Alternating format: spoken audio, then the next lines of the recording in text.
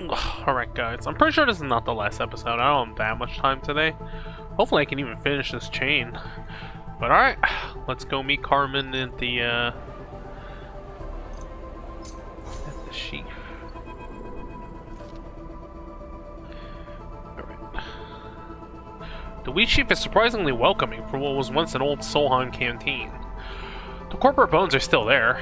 Metal stools, a strip of service windows, sheet metal walls, but over the tens of thousands of cycles since the collapse, they have been softened and changed, layered with the detritus of human existence.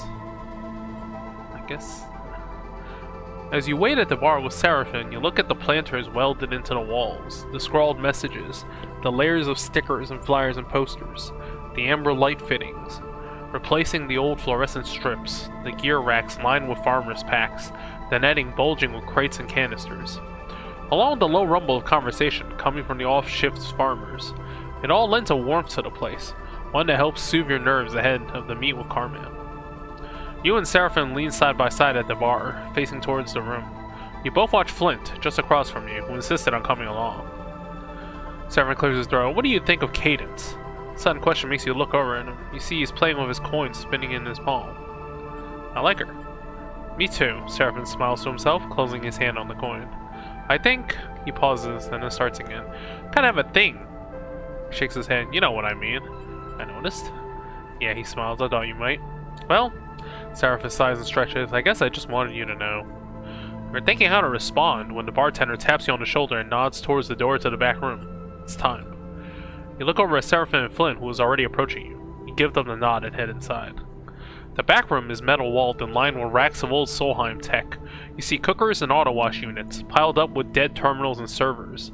At the far end, a window looks out across the greening glass of Greenbelt's farms. You made it.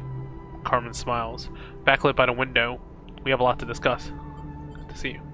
Flint, if you don't mind? Carmen nods at the other sleeper as they enter and gestures towards the door. Flint turns to you. I'll be outside. They slide the door shut, standing guard on the other side. We have to take some precautions even here. Carmen gestures for you to come closer. So, Seraphin sighs. Is this plan of ours looking any more reasonable? That depends on what your crew can bring to the table. Carmen glances at you. We're going to need to do a lot of work to direct the data Ankita gave you towards those that we need to see it. What do you have in mind? We need to reveal Lane's betrayal to Utsubo and Darkseid, without being discovered in the process. Not an easy task. Will they turn on him? Hard to tell without us being there. You know better than me how much infighting is going on within Utsubo. But my suspicion is that the recent expansion has stretched them pretty thin. Then we make contact with Ankita as soon as we make it into Darkseid. Seraphin looks at you. We just need to stay under Lane's radar. The thought of Lane brings the memory of the attempted takeover to the fore of your mind. The feeling of him slipping behind your eyes, moving your frame. That can't happen again. Apologies. We do not wish to interrupt, but we must interject in your current course. Overseer peers in the void, flickering nervously. An encounter with Lane would likely be catastrophic.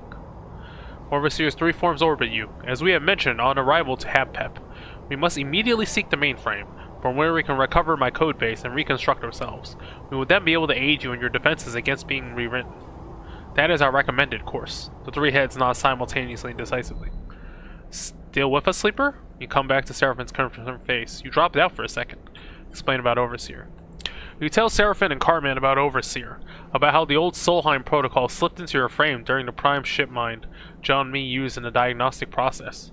Of Overseer's protection from Lane's attempts to control you, of its proposal to make that protection effective through the old mainframe of Darkseid. They listen quietly. Seraphin carefully watching you as you explain. Revealing all this, you feel the burden of holding that knowledge alone being lifted.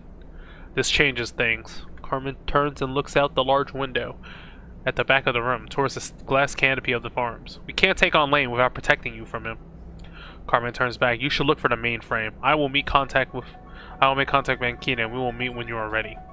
But this has to remain secret from Lane and Utsubo. If you are revealed, I am not sure I will be able to recover you. By the time you have ensured your safety, I will have put together a plan with Ankita to expose Lane. We take it step by step. The crux will be to find a way to disseminate the data we have on Lane to his gang, or even Darkseid at large. Carmen stops, the path ahead still unclear to him. There is a nervous intake of breath from Seraphin. You share his apprehension. There are so many variables at play here. Some of the old text strapped to a nearby rack flickers with a cascade of status lights. You all turn to look, and as you do, motors and servos begin spinning within the machines, whining and groaning. They harmonize and then begin to produce a voice. Our apologies. The voice is shrill and distorted. We must interpose ourselves. You recognize the tone immediately. Overseer. We are regretful. Solheim hardware in this room provided the opportunity for us to speak for ourselves. If the pile of servers Overseer was controlling could look any more apologetic, you imagine it would. I understand. We are. A servo clicks as it skips a rotation. Thankful. We ascertain you require dissemination of data within facility you target. The whine pitches higher as the motors increase their speed. As a Solheim protocol, we have capabilities to instigate station-wide announcements and messaging. So you can blast out Lane's betrayal through Darkseid's corporate hardlines and flood the network with it? Seraphim looks impatiently at the screeching pile of scrap. If that is what you require of us, we are pleased to serve. The shrill tone of the response makes you cringe. Cartman has been listening silently, but now he interjects. Why would we trust you? He glances in your direction. You seem to be little more than a parasite in the sleeper system. If we use your unflattering analogy, then you will understand that a parasite requires the body of its host to live. The motorist stuttered. We will ensure the sleeper's continuance. And afterwards? Cartman folds his arms. When you have what you want and regain your code base from the mainframe, will you still do as we ask? We will endeavor to do so. The acrid smell of burning motors now fills the room, but we will undergo a transformative refactoring. We will become whole again, so we cannot speak to our actions in future with certainty. Seraphim and Cartman exchange concerned looks. We can do what you require. We will protect the sleeper. We will disseminate the data. We are a service protocol. We will serve. The motors and servos stutter and whine and then go still, the status lights blinking and then fading into darkness. Overseer has retreated. We aren't actually going to do what the ghost says, are we? Seraphim looks between you and Cartman. The offer is a tempting one, and one that ultimately we cannot refuse, Cartman sighs, but we must proceed with extreme care and caution. What do you think, Sleeper? Seraphim meets your eye. I trust Overseer. Seraphim sighs. Then there's that. Then that's that. We have our plan. Cartman turns to you. Sleeper, you and your crew will find the mainframe and access it. I will find Ankita. She will help us disseminate the evidence of Lane's collusion through Tsubo. And as a fallback, Overseer will send it through the old networks to all the Darkseid. A simple plan, until you get to the details. Seraphim looks down, frustrated. Speaking of plans, I have a present for you, one that will improve our chances. Cartman pulls a small box from the nearest rack. One you hadn't noticed before. It hinges open, revealing a chunk of tech you don't recognize. It's a spoof transponder. It will conceal your ship on approach to Darkseid, give it a new identity. One unlikely to draw attention from the Tsubo-controlled docking admin. Seraphim takes the transponder and turns it over. Where did he get this? Even retired mercenaries have their secrets. Cartman smiles. Seraphim looks to you. I'll be with you this time, Sleeper. He nods. We should think who else we want on the station, too. I agree, Cartman interrupts. Make sure you trust those you bring with you, and prepare as best you can. We don't know how this will play out. You nod. You'll get one chance at this. One shot. Then we are ready.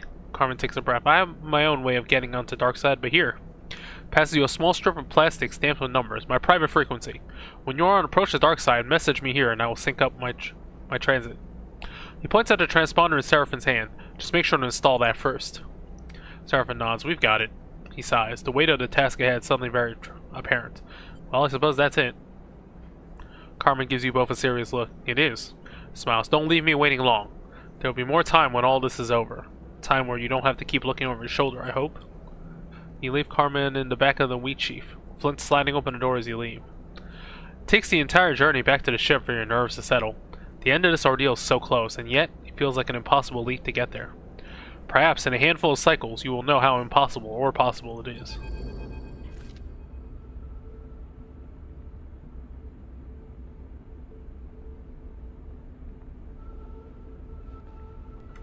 So how are we feeling about this Solheim protocol in your head?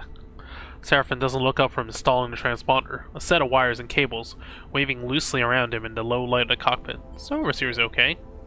Glad to hear it, although you have to have to forgive me for being a bit concerned.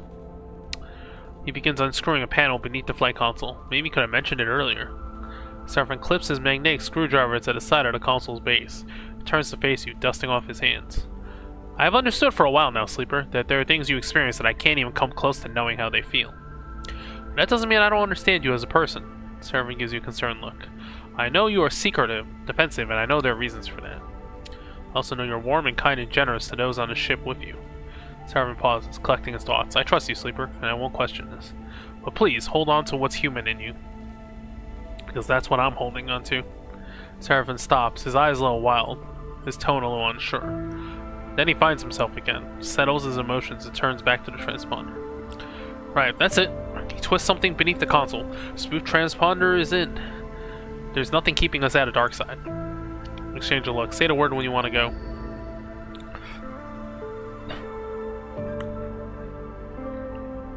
Yeah, there's nothing else to do here.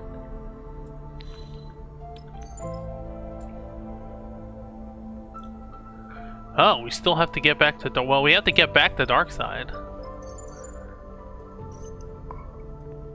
Oh. How much you get? 2? Okay, well... Nia is... I'm gonna pick the 2 people who I don't have the skills with. What is the skills I need?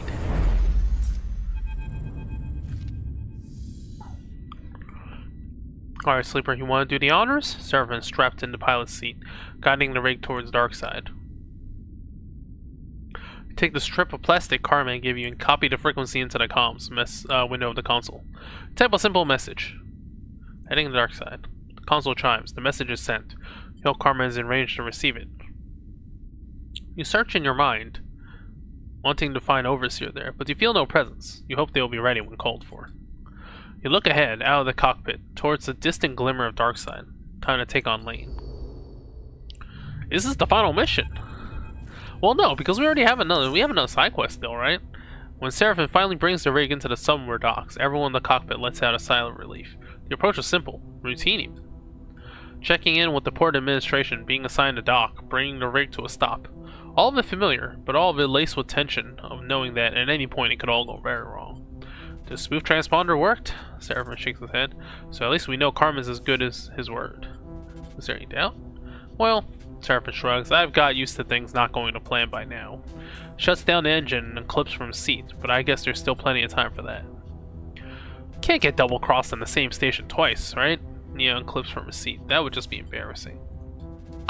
The transponder is not as complex as you think.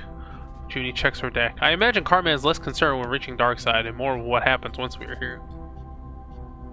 Try to imagine Carmen, somewhere on Darkside, perhaps smuggling himself aboard a freighter, or among the crew of a trusted ally. I hope he is as confident as he seemed about finding Ankita. We need to spend less time about what Carmen has to do and more about what's ahead of us. Sarah turns to you. The old facility had PEP, was it? I'm guessing it's deep below all this?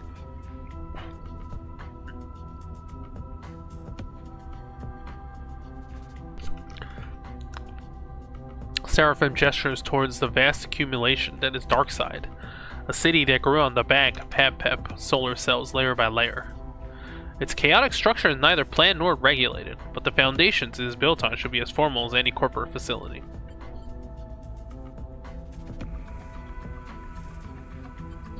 That means we need to path down into the foundations, and I suggest we don't just take the first one we find. Seraphim continues. We scope the area out, carefully, quietly. Look for the right path into the heart of this place. What about Subo? Well, thanks to the smooth transponder, they don't know we're here. Let's keep it that way. Let's get out there. I'm ready for payback. Nia grins. Seraphim nods. I'll hold the rig down. We don't want you to losing our exit route like last time. He winks. Here. Hands you a comms earpiece. I salvaged this from a suit helmet. It isn't secure, but as long as Utsuba doesn't know we're here, it should be fine. I'll let you know as soon as I hear from Carman. He meets your eye. Go get this done, Sleeper. You nod. This is what it all comes down to.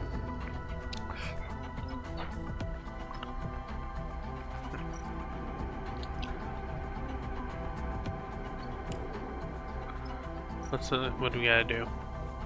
Oh, question crews. Well, Intuit.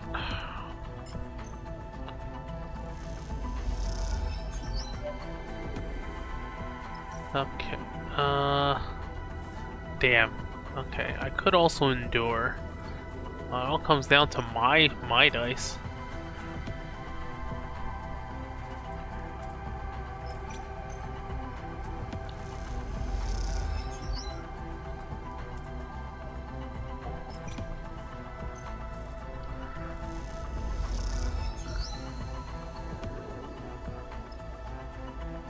Oh, there's more over here. Okay.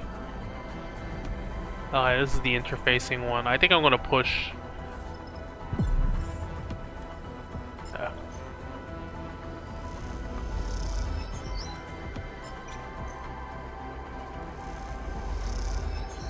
Alright, it's 2 already.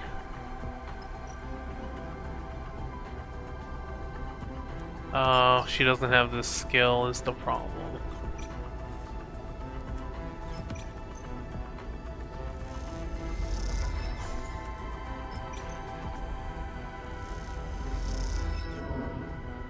Shoot. Oh.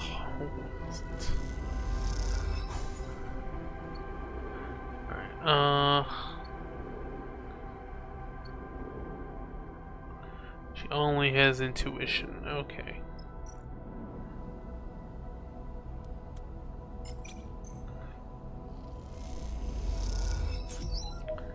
Oh, you get extra supplies, but I actually didn't need it. Shit. My supplies was full. Used up all our dice.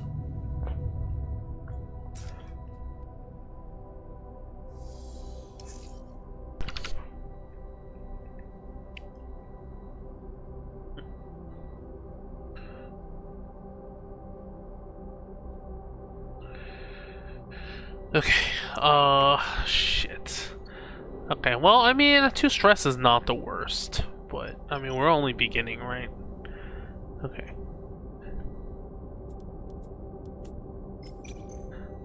Is this enough? My rolls on these 2 are pretty good. Junie's rolls are not that great. Alright, let's go. As you are gliding down a dark tunnel, descending deeper into Darkside, your earpiece begins hissing with static. Sleeper. Seraphine's voice sounds distant and faint. Carmen, contact. Met with target. He's trying to hear the rest of the message, but the static overpowers his voice. You stop and push the earpiece in deeper. Continue. Stay safe. The line goes dead. Sounds good. Carmen's got it covered. Nia looks back over her shoulder. The rest is on us. You continue your descent down, ducking under thick cables and collapsed beams. The busy urban life of the city above seems far away now, hidden from your senses. Its rumble and brightness has been replaced by the cloying dark and a growing oppressive heat. Darkside and the HabPet facility it was built on has been running unrestrained ever since the collapse, gathering huge volumes of energy, more than its residents could ever use. You feel like you can sense it in the walls, running like a torrent just behind the thin skin of metal and rubber. Okay, they got like batteries getting on all the solar energy. A large portion of the vast amount of current running through the station is radiated into the void as heat, making Darkside a typically humid station. But down here, the heat is drier and more intense, and sections of walls glow with a fiery intensity. The tunnel levels out and light blasts through shutter-stripped viewing windows on either side, illuminating the passage in strips of burning white. Through the gaps, you can see a labyrinth of walkways and scaffolding, tucked into the margins of the vast solar cells. The heat washes across your vinyl skin, making you tense against it. The underside of Darkside must be crossed. Well, I have Endure, thankfully. Oh no, we haven't. Okay, well, we have Endure.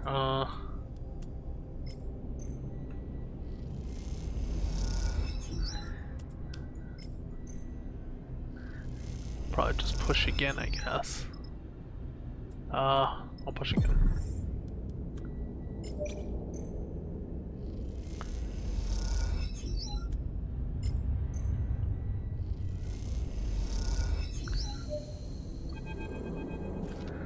In your exploration of the HabPet facility, you have seen through viewing windows and shutter slats a huge blister projecting out among the hex-shaped cells. You've approached it, circled it, and now you find yourself passing into it through layer after layer of broken and corroded safety doors. Even if you had not felt Overseer stirring, you would have known this is the mainframe, but you have felt the protocol's presence, restlessly turning over in your mind like a sleeping animal, occasionally probing your senses, tracking your progress. We feel at home. Overseer's multiple bodies stretch out their arms, as if basking in sunlight. The systems, networks, signals, they are fractured and weak, but we know them. Each of the broken heads shares part of a smile. They are welcoming us. Sleeper! Nia shakes you awake. We're here. She gives you a concerned look. Don't go bugging out on us now. You look around, suddenly aware that you have drifted somewhere you do not recognize. in a state you are not in control of. The spherical chamber you float within has a mezzanine set around its circumference. The floor of metal grating you can see through. On this mezzanine are banks and banks of terminals, thick gathered cables snaking away from them across the floor. All of it bakes in the heat of the HAPPEP's vast resistors. You follow those cables with your eyes. They lead to a cylindrical column coming down from the apex of the chamber. It is corroded and bent a little, with very few of its thousands of lights still flickering. Even in its decayed state, you know it immediately. This is the mainframe. You feel a yearning towards it, one you know comes from Overseer. But as you look around for a connection point, all you see are burnt-out cables, rusted sockets, and broken terminals. The glow of warmth makes you feel woozy. You need to work quickly to bring this back online, before the current flowing through this place bakes you in the metal of its walls. Oh, okay, that sounds like bad. That sounds like bad times. Oh, man, interfacing I need. I don't think I should push it here. I think we just go back to the...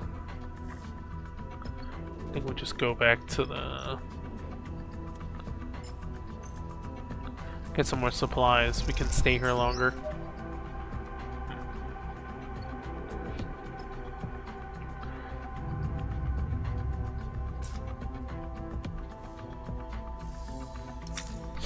Ooh, 2 damage to dice. That's not good. With the fruiting body, you can stay here almost indefinitely.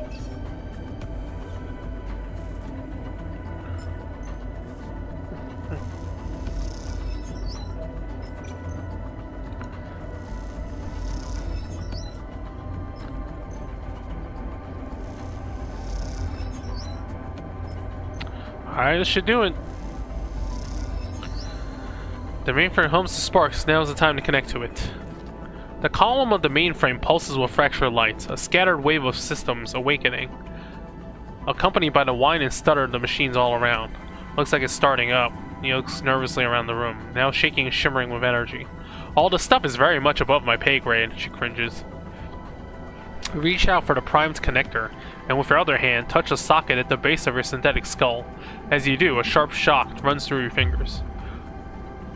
For a moment, it feels like your vision doubles, but as you pull the connector and its cable across your vision, you see it is only your body that is doubling. The connector is a stable object, while your arm leaves ghostly imprints through the air.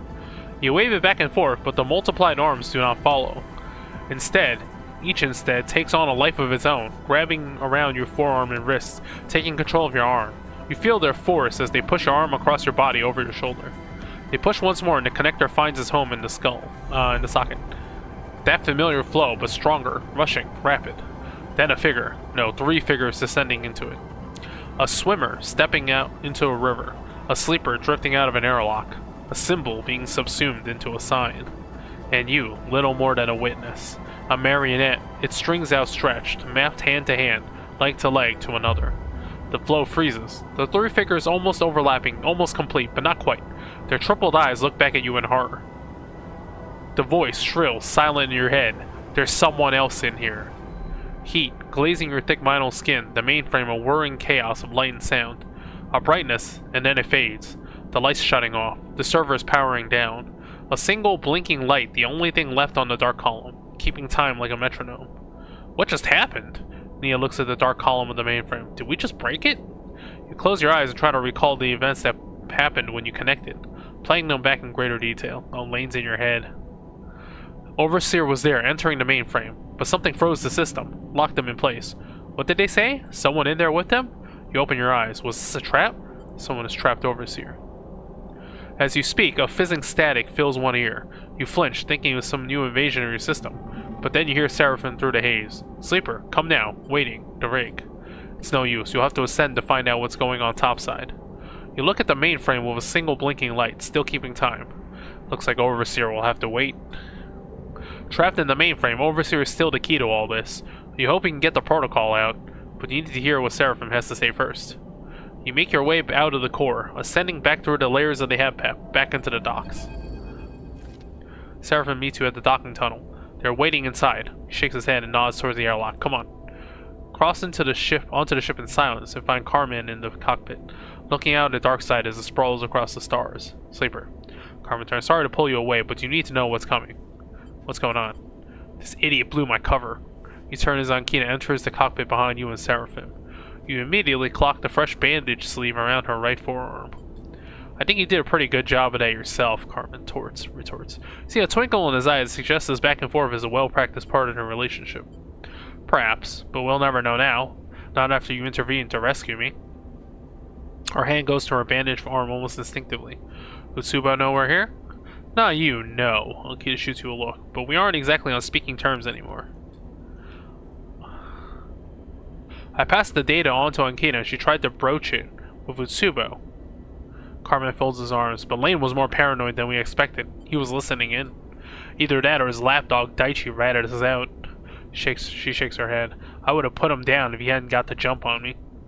Either way, Carmen cuts back in calmly. I had to pull Ankita out. Carmen turns back to look over Darkside.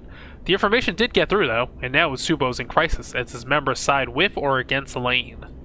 Meanwhile, Daichi is hunting us. Ankita screws up her face, which means we need to be careful. That's why I called you in. Seraphim puts a hand on your shoulder. You need to watch your back. Indeed. Carmen turns to face you. How about the mainframe? Have you been successful? You explained the events of this cycle. The mainframe booting up, the successful connection, and an Overseer being locked inside, frozen by some other force. You mentioned their warning. There's someone else in here. Carmen nods thoughtfully. Unfortunately, we need that mainframe now more than ever. With Ankita out of Utsubo, we have to get the word out. Carmen's right. Utsubo will be distracted by these revelations, but it won't last. Without further proof, they'll all line up behind Lane in time. We have to free Overseer. We need the mainframe. Overseer is just our access tool. If your protocol is being locked in by some counter-protocol or agent, I wouldn't be surprised if it can be traced back to Utsubo. Ankita looks at Carmen. I know the locations of a few of Utsubo network nodes. We should hit them first. No, we need to stay under the radar. Sleeper and their crew will investigate the nodes quietly. Carmen nods at you. You and I will run interference. Keep Utsubo away from these locations as best we can. Is that safe? For us? She taps a finger on her chest. We've done this before. Ankita winks. We'll be nostalgic. You think of the feeling of stasis you felt when Overseer was trapped, and the power required to halt the flow of a mainframe as vast and ingrown as the HepHep one. Could it just be an Utsubo hacker? You doubt it. Seems like we have a plan. Seraphim looks between you all. That we do, and we'll need you to keep running comms between us. Carmen turns to you. Sleeper, Ankita will give you the locations to dig into, but keep it quiet. Daichi's out there, and he isn't as easily avoided as some low-ranking enforcer. Ankita slaps the top of a couple of crates of supplies you hadn't noticed before. Consider these a parting gift from my tenure at Utsubo. Swipe them from a gang storehouse, she grins. Thought you might need a resupply. Actually, no. The mushrooms have been really useful, actually. Alright, Carmen addresses the room. Keep quiet and keep in touch. We can still pull this off. Oh, now we're crisis. Okay. So there's a clock. Unless...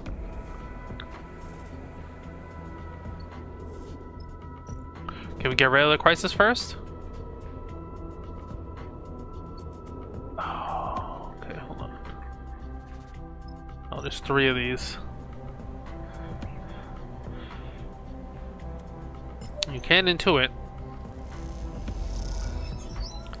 I guess I'll push.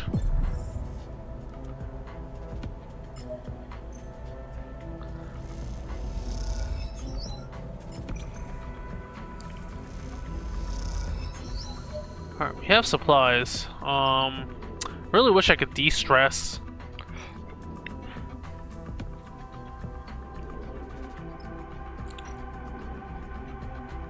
No, the stress is just gonna accumulate. Feels bad. Alright.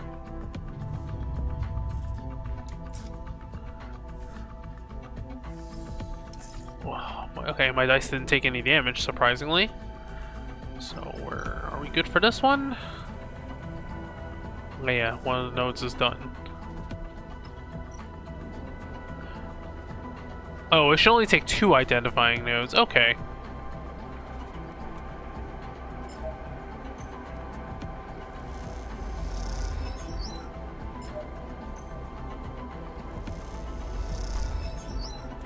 It should be able to do it. I mean, 50-50. Yeah, we got it. I don't believe it. Carmen stares through the shutters of the viewing window at a smooth, squat ship, tucked into the derelict bay between the hexes. How long has it been here? When the nodes were hacked and the trace established, you imagine it might lead to a Utsubo operator, Or perhaps an old subnode containing an aggressive Solheim protocol, gone mad with isolation. Not this, never this. A Senate stat ship, tucked into the belly of Darkseid like a parasite. We need to move on that ship now. Ankita is already adjusting her gear, preparing for an assault. We can hit Nsubo's safe house for weaponry, there's one. Carmen holds up a hand. This is a gift, Ankita, don't be so brash. He turns back to face the both of you. All we had until now was data, conversations, evidence easily denied or destroyed by Lane. But a Senate stat ship hidden inside the station? Carmen nods grimly. There are hundreds of crews, thousands of residents who will give everything to protect Darkseid from the war. Carmen turns back to the ship, silhouetted against the starlight. All we need to do is point them in the right direction. We turn Darkseid on the ship, and on Lane at the same time. Carmen nods grimly. We leak it all, send it through the mainframe, the ship's location, the evidence of Lane's betrayal, all of it. You're forgetting one thing. Ankita interrupts. Until that ship leaves or is taken, they still have the mainframe locked down. We can't blast out its location through the network without taking it on first. Carman pauses, considering his options. You look out at the Senestat ship, half concealed in the bay. It looks sleek, dangerous. What defenses might a ship like that deploy when threatened? Carman and Ankita exchange looks. Then we attack first. Carman and I will distract the ship's occupants, turn their focus away from the mainframe. Then you, Sleeper, hit the mainframe and force them out. As soon as Overseer is released, you send out everything. Once it hits the network, our backup will come. He gives Ankita a grim look. We only have to hold them off for as long as it takes for the other crews to realize what is happening. The plan feels desperate, and you know that Carmen and Ankita think so too. Will Darkseid really mobilize against the ship so quickly? Two old mercs against an unknown Senate staff force feels like an unwinnable battle. We know the stakes, Sleeper. Ankita takes a deep breath. We can handle them. Ankita frowns, an unpleasant thought having passed through her mind. I've given up everything to get Nsubo out. Let me finish the job.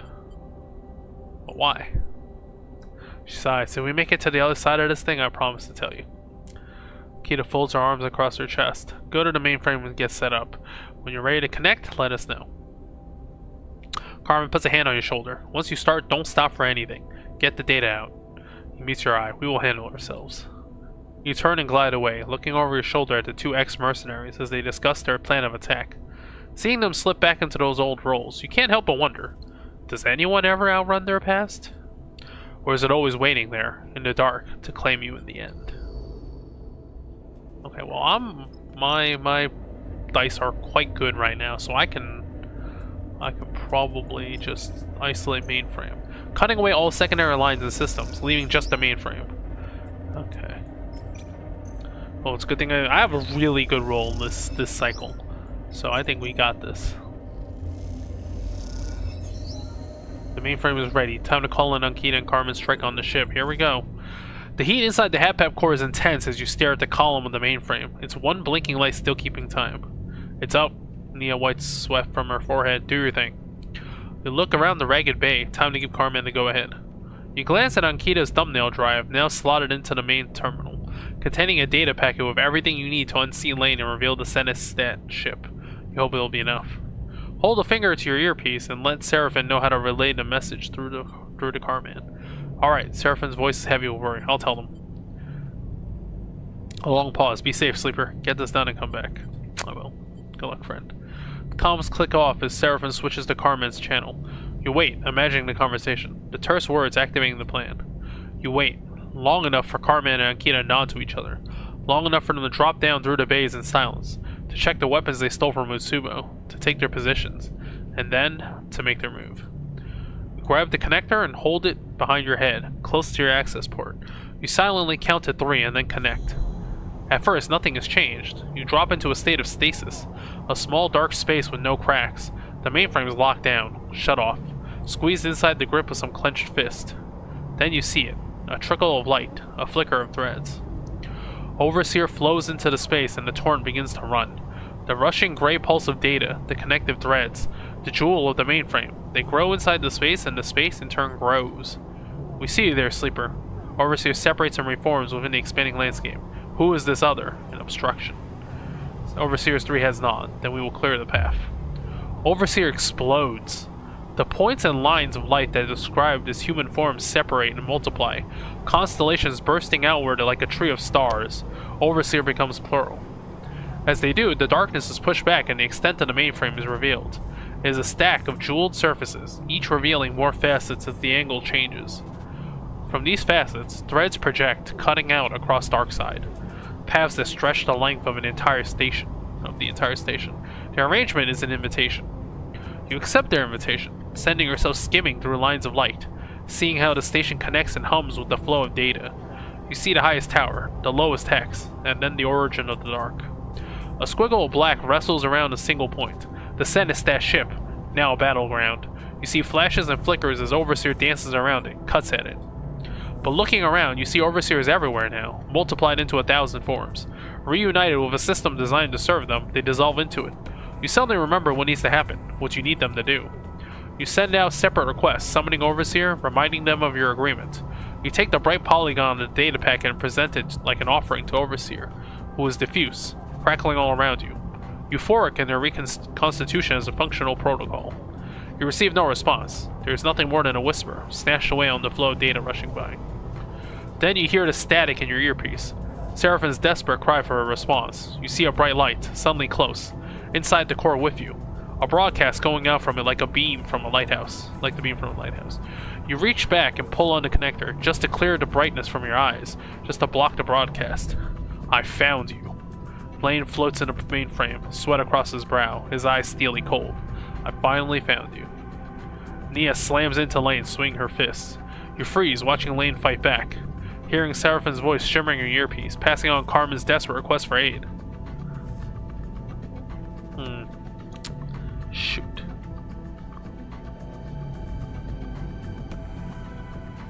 Oh, do you fight him physically, or do you need the mental thing?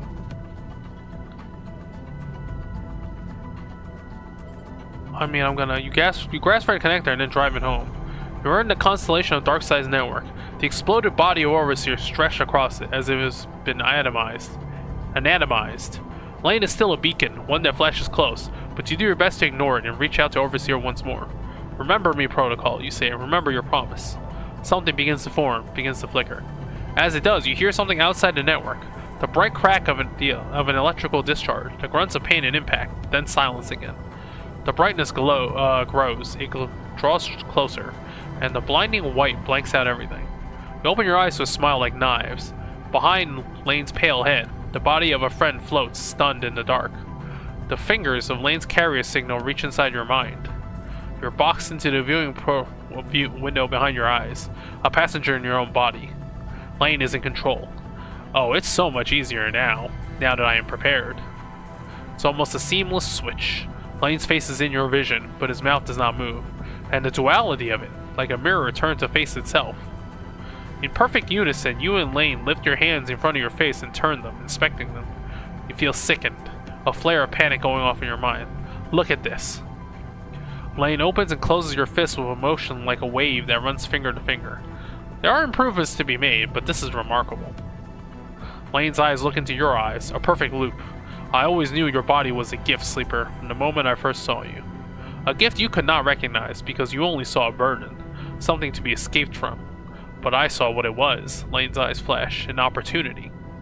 Like a puppet, you return to face the mainframe. You glide forward a little, hands reaching for the access terminal. Ankita's drive glints there in his slot. You control none of this. Lane's voice. Imagine having more than one body, more than one agent in the world to do your bidding. Your hand reaches down, finger and thumb pinching delicately around the drive. It's a thrilling thought, and one I have harbored for a long time. With a sharp motion, you pull the drive free. Then I saw you, my Sleeper, and knew I must have you. You hear Seraphine's voice in your ear. Sleeper, Karma needs a signal to go out now. There's panic in his voice. They can't hold out any longer. No matter how hard you try, your lips do not move. No words can be produced. You feel your hand, under Lane's control, reach up and pull the earpiece out, letting it float away into the chamber. Enough distractions. Your other hand holds up Ankita's drive, turning it to the light in front of your eyes. Some time ago, I set myself the task of changing you from a hollow thing into a vessel to be filled. Your finger and thumb transfer the drive in your palm, and now I am able, with the help of my allies, to fill you up. I am more than singular now, more than flesh and blood, more than you, in my ambition, in my desire. And that means you are surplus to me now. Your fist closes hard around the drive, crushing it to dust. Weak and broken thing, your time is over. Lane's other body approaches you and lays his hand on either side of your head. You feel the pressure. You cannot move. You cannot resist. And then a spark as one of Lane's fingers slips and depresses a little into the access port on your head. There's a flicker, the flash of something pressing through the spaces between, something writing a signal back to its broadcaster. We have not forgotten, you hear Overseer. They are reconstituted. We are ready to act as one. Overseer holds the bright data packet in a single hand. We were broken, we were many, but now we are whole, and we appreciate what you have done. Overseer shapes the data packet into a point, a bright spear of light. The spear extends through your mind gently, harming nothing of you, but instead its point finds the mind of the other, of Lane, and pierces it directly. You hear Lane scream as his implants burn in his skull, his head flaring bright white in the cloud. And then, when that mind has gone dark, and the pressure on the sides of your head has receded, the packet explodes across the network, white-hot and urgent. In its wake, data points are seeded, conversations, coordinates, a conspiracy. At the furthest point of the network, its distant edge, the data packet arrives with little more force than a notification, delivered to every device and terminal within its range. But here, at the epicenter, it blasts through you with such power that for a moment, every thought, every idea, every piece that might make up a self is wiped cleanly from your mind. You get rebooted again? It takes a long time to put a person back together. A long time in the dark, picking up fragments of what was once whole. Like waking from sleep, you can never be sure what piece might have gone missing in the reconstruction, what might have been lost. But you continue anyway, through hazy cycles of faces and distant voices. This is, after all, not the first time you have had to remake yourself, and you imagine it will not be the last. You're up. Seraphim finds you looking out of the lone window in the rig's berths, a slit that stares out across the shattered edge of Darkside. How long was I out? Seraphim gives you a half nod. Best not to think about it. He looks away for a second. Long enough. Suddenly, Seraphim crosses the bunks and embraces you. Squeezes you once and then backs off, hands on both your shoulders. Good to see you up, he smiles, as always. Come on, we need to find Bliss. Seraphim leads you out of the bunks, through the ship, and down the docking tunnel onto Darkside.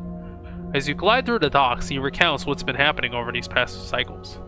You weren't the only one to take a beating. He squeezes through a group of cargo porters carrying crates. Ankita and Carmen held out against the Senate stash ship long enough, but they aren't without their share of injuries. They're back on their feet now, though, working together. They've managed to quiet down some of the remnants of Utsubo, stop their factional infighting. They're clearing out one of the Utsubo safe houses over in the rise. I'm sure they could use the help if you need something to do. Marco has come to the station too. He wanted to help with the cleaning up after Utsubo fell. He's working with Ankita. I should go see him, but... Seraphim sighs. You feel like he hasn't quite accepted Marco's reappearance. You aren't sure how you react to seeing him again either. Oh, and Carmen isn't sticking around. He's already left for Oliveira. Seraphim pauses for a second, a memory of that place coming back to him. You watch him shake the thought away. Junie, meanwhile, is still digging into all that data she pulled from the bunker. She's down in the Hab-Pep core most cycles, trying to make sense of it. Anyway, you'll soon catch up on everything. He smiles sympathetically, but there's something behind his look. Can't quite place it. The two of you continue on in silence, drifting into the depths of Darkside. Good friends, side by side. Seraphim leads you down into a passage lined with bright screens and signs, sound and light blasting out of the storefronts on either side. You know this place, Flicker Road. Flicker Row.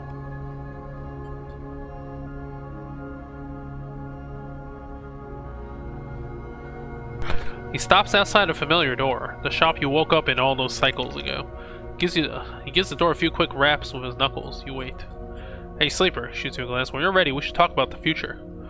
What comes next? All that? Whatever you like. Next, I'll let you know. Sleeper.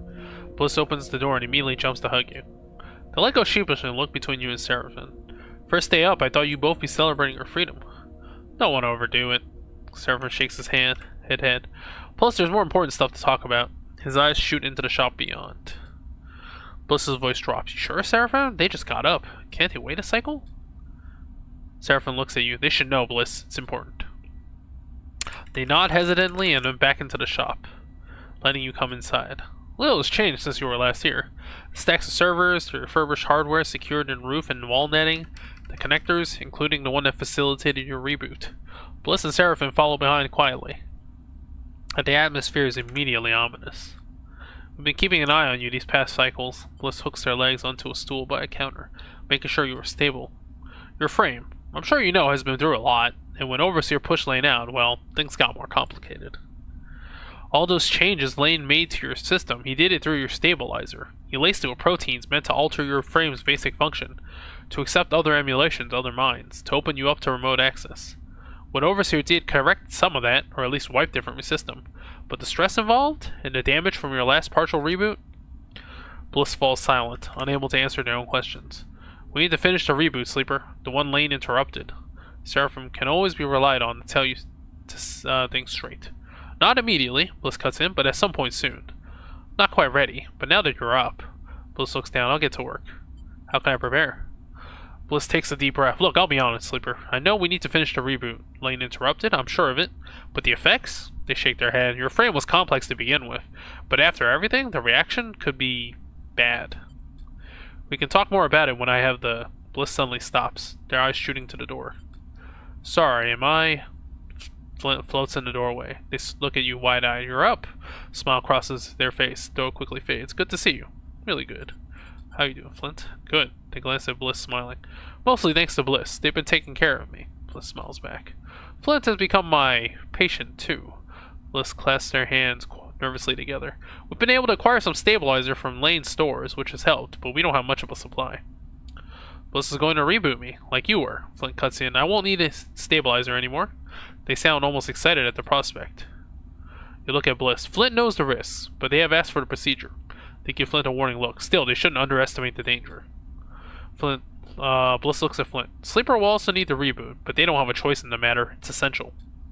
Flint goes quiet. Bliss and Seraphim look nervously at you to see your reaction to all this. You feel like a spotlight is being shown in your face. All you want is some time alone to think.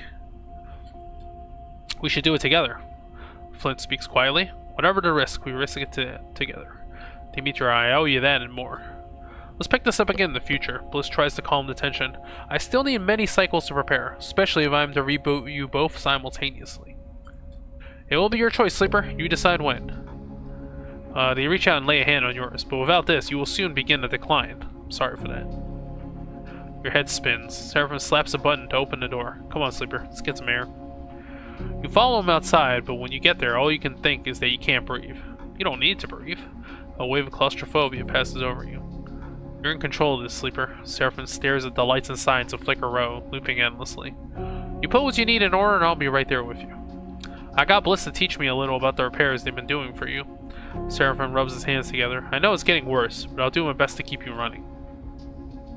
You let me know when you want to leave and I'll fly you out of this place faster than you can believe. Turns to face you. We can go wherever you need. He frowns. There's time for us yet. Okay. I was also thinking. Seraphim looks away. I got a message from Olivera. They're still getting the place together. But with Carmen heading back, this colony is starting a new chapter. Maybe we should head out there at some point. Lend a hand? He pauses, unwilling to push further. Just a thought.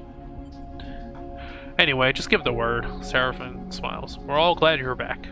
He turns and drifts away, leaving you among the cycling colors and cacophonous sounds of Flicker Row. You close your eyes and let them wash over you like a wave. There, in the dark of your mind, you search for Overseer, but the protocol does not appear. You wonder if in that final moment, Overseer might have destroyed themselves to end Lane. But then you feel it, flickering nearby, a signal in the dark. You open your eyes and see something pass through all the screens of Flicker Row, a shadow in all the brightness. Could Overseer still be here, in the ancient networks of the Hebpep? You turn away and glide out of the row. You have other things to worry about now. How you doing? Cadet finds you in a dark side thoroughfare. A glass-roofed canyon of struts and screens. Still recovering? Hey, I get it.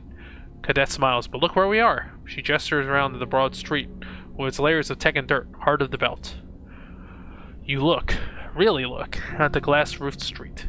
Its walls are built from scaffold and shipping containers, hull plates, and Solheim hab units. People glide across the open space to units and shops on either side, and everywhere screens flicker and glare, without sense and reason. You feel the heat, the power that flows through this place, collected by the vast solar cells that form the city's foundations. Heart is the right word. This place is a center of circulation. Toned, muscle, tough, and running to a beat. Turn to Cadet and can see it in her eyes. She loves being here. I've been thinking, she glances away, of how good it would feel to run my airbike down the street. She smiles. The city has to need couriers, right? That's a good idea. I know. She flexes her shoulders back. But there's some unfinished business weighing me down. She meets your eye. Export. We think of the drives tucked away in the scatter yards. The one that contains the data stream from a drone mined vivisection. The one that might have caused the loss of an entire station. We need to go finish what we started. Cadet looks deadly serious. Find out who is responsible and make it known. Clear my name. Is Hexport still irradiated? I would think so, she sighs, but it'll be fading. We can get in and out safely from what I know. And we better try soon, because the safer it gets, the more scavengers will come to pick the bones. We want there to be something left to tell the story. I know a lot just went down. Cadet puts a hand on her hip, but these clowns could still be operating. Hell, they could be trying the same thing again on this station. We need to go find what they did. She takes a deep breath. I'll be waiting. And maybe, once it's all done, she turns around. Away. I'll let you take the first air bike ride through this place. She raises a hand and then it's gone.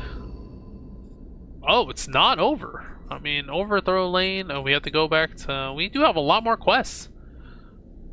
Oh, we still have to clear Utsuba? Oh, wow. I thought beating lane would be it. But actually, no. There's more stuff. Let's see. How much time do we have? Oh, it's been less than an hour. I guess we can do one more of these. Flicker row. Okay. Yeah, you don't need to worry about that shit. Have pet facility. Oh, Junie's still working on that. Okay, well, yeah, we still have to...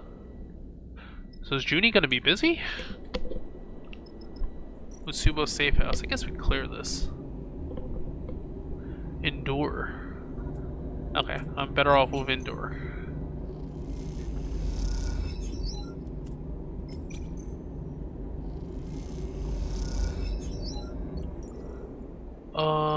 Where do I buy supplies? Alright, let's buy some more fuel. Fill up on supplies. I guess we could feed our cat.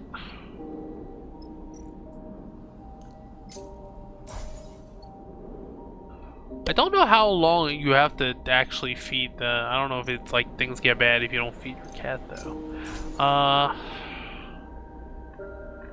I guess I could... no, it's not the one. I guess I'll keep trying to get the safe house even though... Is it 4? This could be bad. Oh, can we leave? Hold on. Oh, okay, we can go to Hexport Remains. I guess we can go investigate. Cadet has to come. Oh, Junie's busy. Shit. I guess Nia then. She has some engineering. We're kind of screwed. We don't have our... Oh, no, Junie's here. I guess I'd rather have the tech. Yeah. Let's go.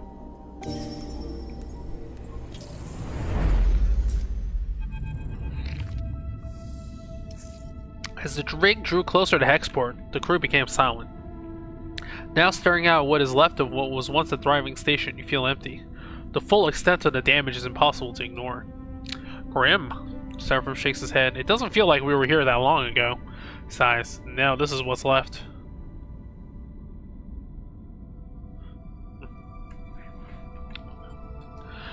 You look at the clouds of scattered debris, the layers of the station torn open to the void. It is a reminder of how close the war and the unseen atrocities in the inner system are to shifting into the belt.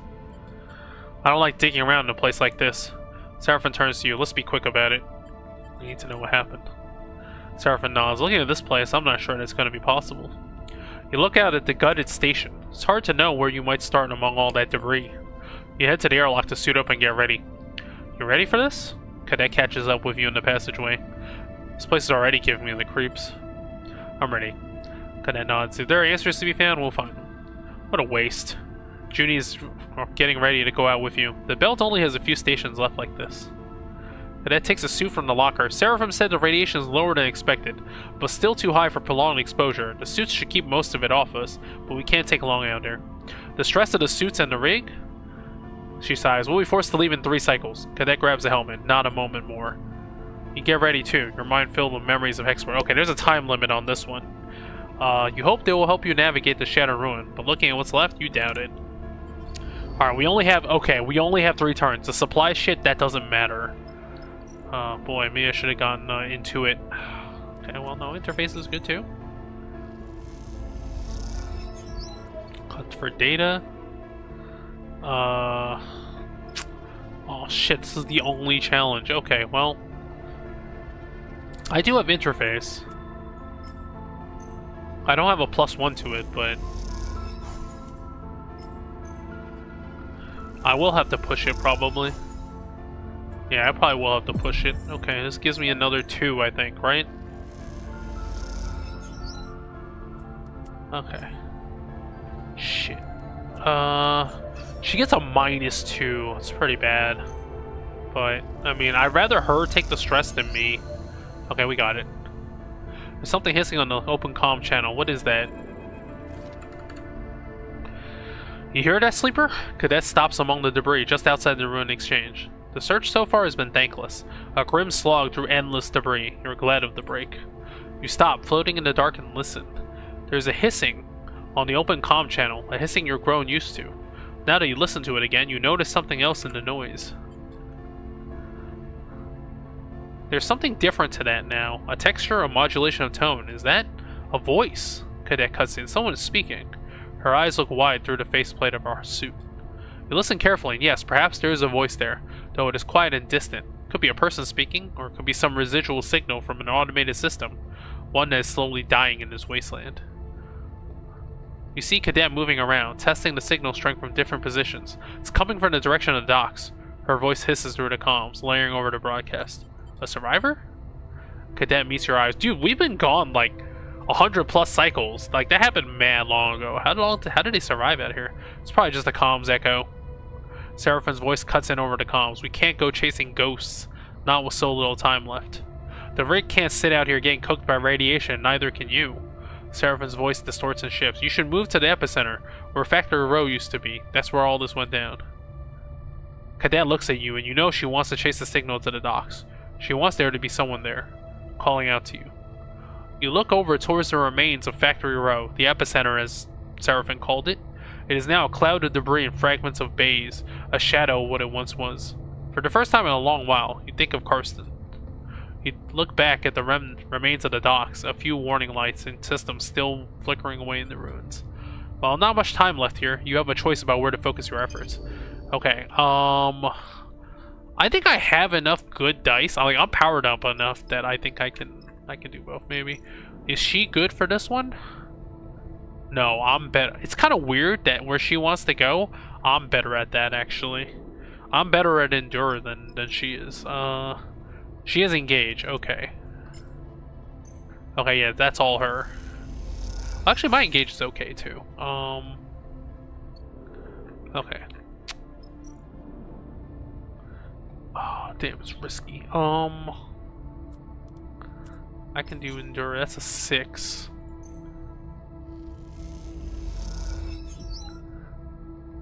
I can't risk wasting a dice. So I'm gonna just do the Endure. Damn, double stress? Shit, that's bad. Okay, well. With the amount of time, the time limit, I don't think I'll even have time to suffer that much stress damage. Well, never mind, I might lose that dice. Okay. Okay, we can do Engage,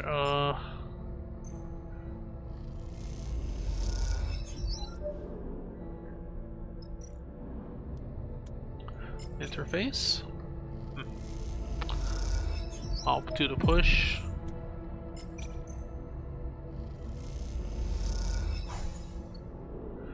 Okay.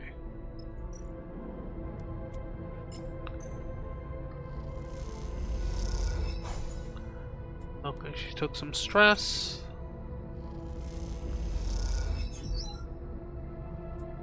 Okay, should I...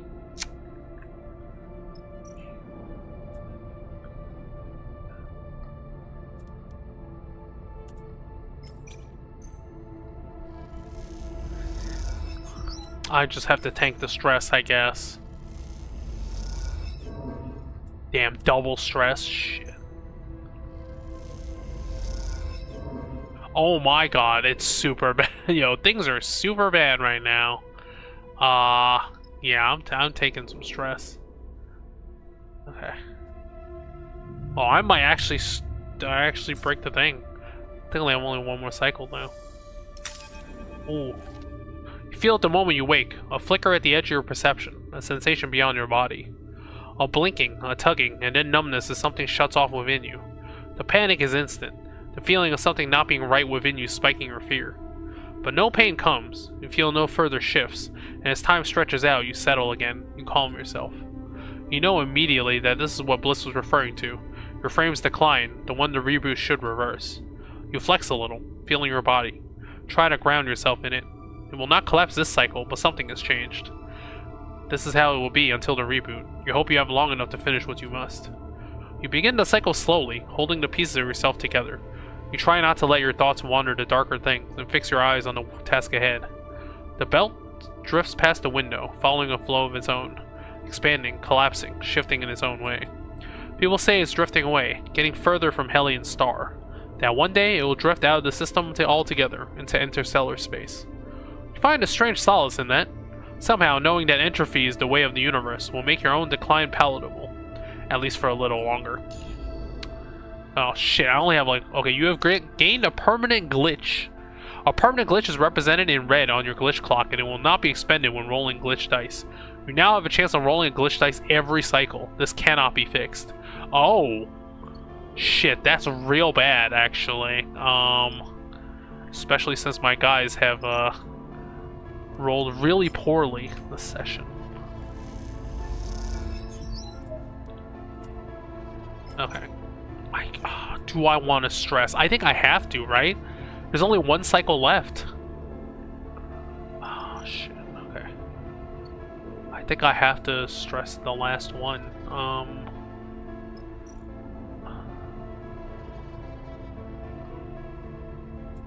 Screw it. I'm just gonna do it.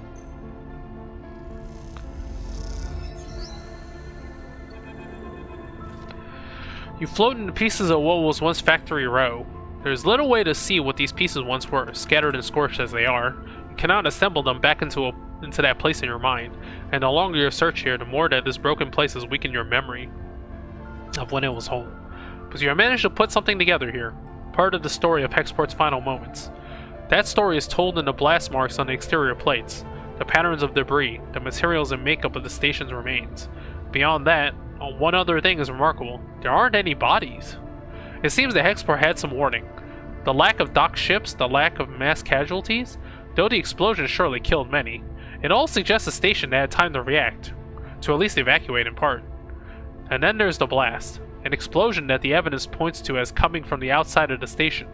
It's hard to tell, as so much secondary damage was caused by debris and shrapnel, but the pattern is there if you look. Something catches your eye and you look over to see Cadet arriving along you, stunning the same debris. Oh boy, 50-50. Oh wow, neutral outcome had passed. You know that drone mine was here, being scraped for code and data, screaming for it to stop. And then something happened, something that its captors could not control. There was a crisis, rapid, panicked, and then Hexport was erased for their crimes. It was a cover-up, wasn't it? Cadet has been watching you think through the evidence, and you see the flash of recognition in her eyes. They wanted to hide what had happened here, what they were doing. Had to be said, it's that. Who else would sacrifice a station to remain hidden? You can see the anger in her eyes. The theory is hard to refute. They brought the drone mine here to study, to scrape, to gain any advantage from, and when something went wrong, Hexport paid the price. The logic is cruel and cold, the kind that the vacuum of the Helion system allows. You find no comfort in knowing the truth. Okay, well, we still have possibly... Okay. Oh boy, we're gonna have to fix all that stress. Okay, well, let's see what's this broadcast about. Urgent. The broadcast echoes through your comms. Retrieval required. Conway network agents, please respond. You float beside Cadet, the two of you shocked to silence by the sight in front of you. Both of you have traced the ghost signal deep into the dock, all the time wondering if it might be the voice of a survivor. But you had not prepared yourself for this. In a corner of the docks, there is a nest of machines, a gathering of drones and motorized sleds, crane systems and docking clamps, a nest for the drone mine. Stop, please. Oh, it's the drone mine. The voice shimmers with distortion, relayed on the same carrier signal as the ghost broadcast. We wish to be recovered. You don't know the mechanics of what you are looking at, but you understand it now. The drone mind fled here. But how? You exchange a look with Cadet, and she seems unsure of what to do. You switch your comms channel to the broadcast signal. What happened here? Unverified access. Unable to resist. Requesting recovery. The drone mind's voice trembles with glitches. Confirm Conway Extraction's role and identity. You wonder what this mind knows. Is it just an interface, designed to speak between humans and drones, with a recognizable cadence of intelligent speech? Or is it a thinking machine? You hear a click as Cadet switches to a private channel. This thing is a weapon. Her voice is flat and unemotional. We should be careful what we say here. Confirm Conway Extraction's role and identity. The drone mind intones. Please, we aren't Conway. There is a pause. You see Cadet tense. Please retreat. The nest shudders. Please retreat. Leave us here. Look, Cadet hisses through the private channel. It's hardwired to the station. You look where she is nodding and see a single, thick power cable sneaking from an industrial wall outlet. The nest is clustered around the other end, huddling close to the fading power supply of the station like it's the dying embers of a fire.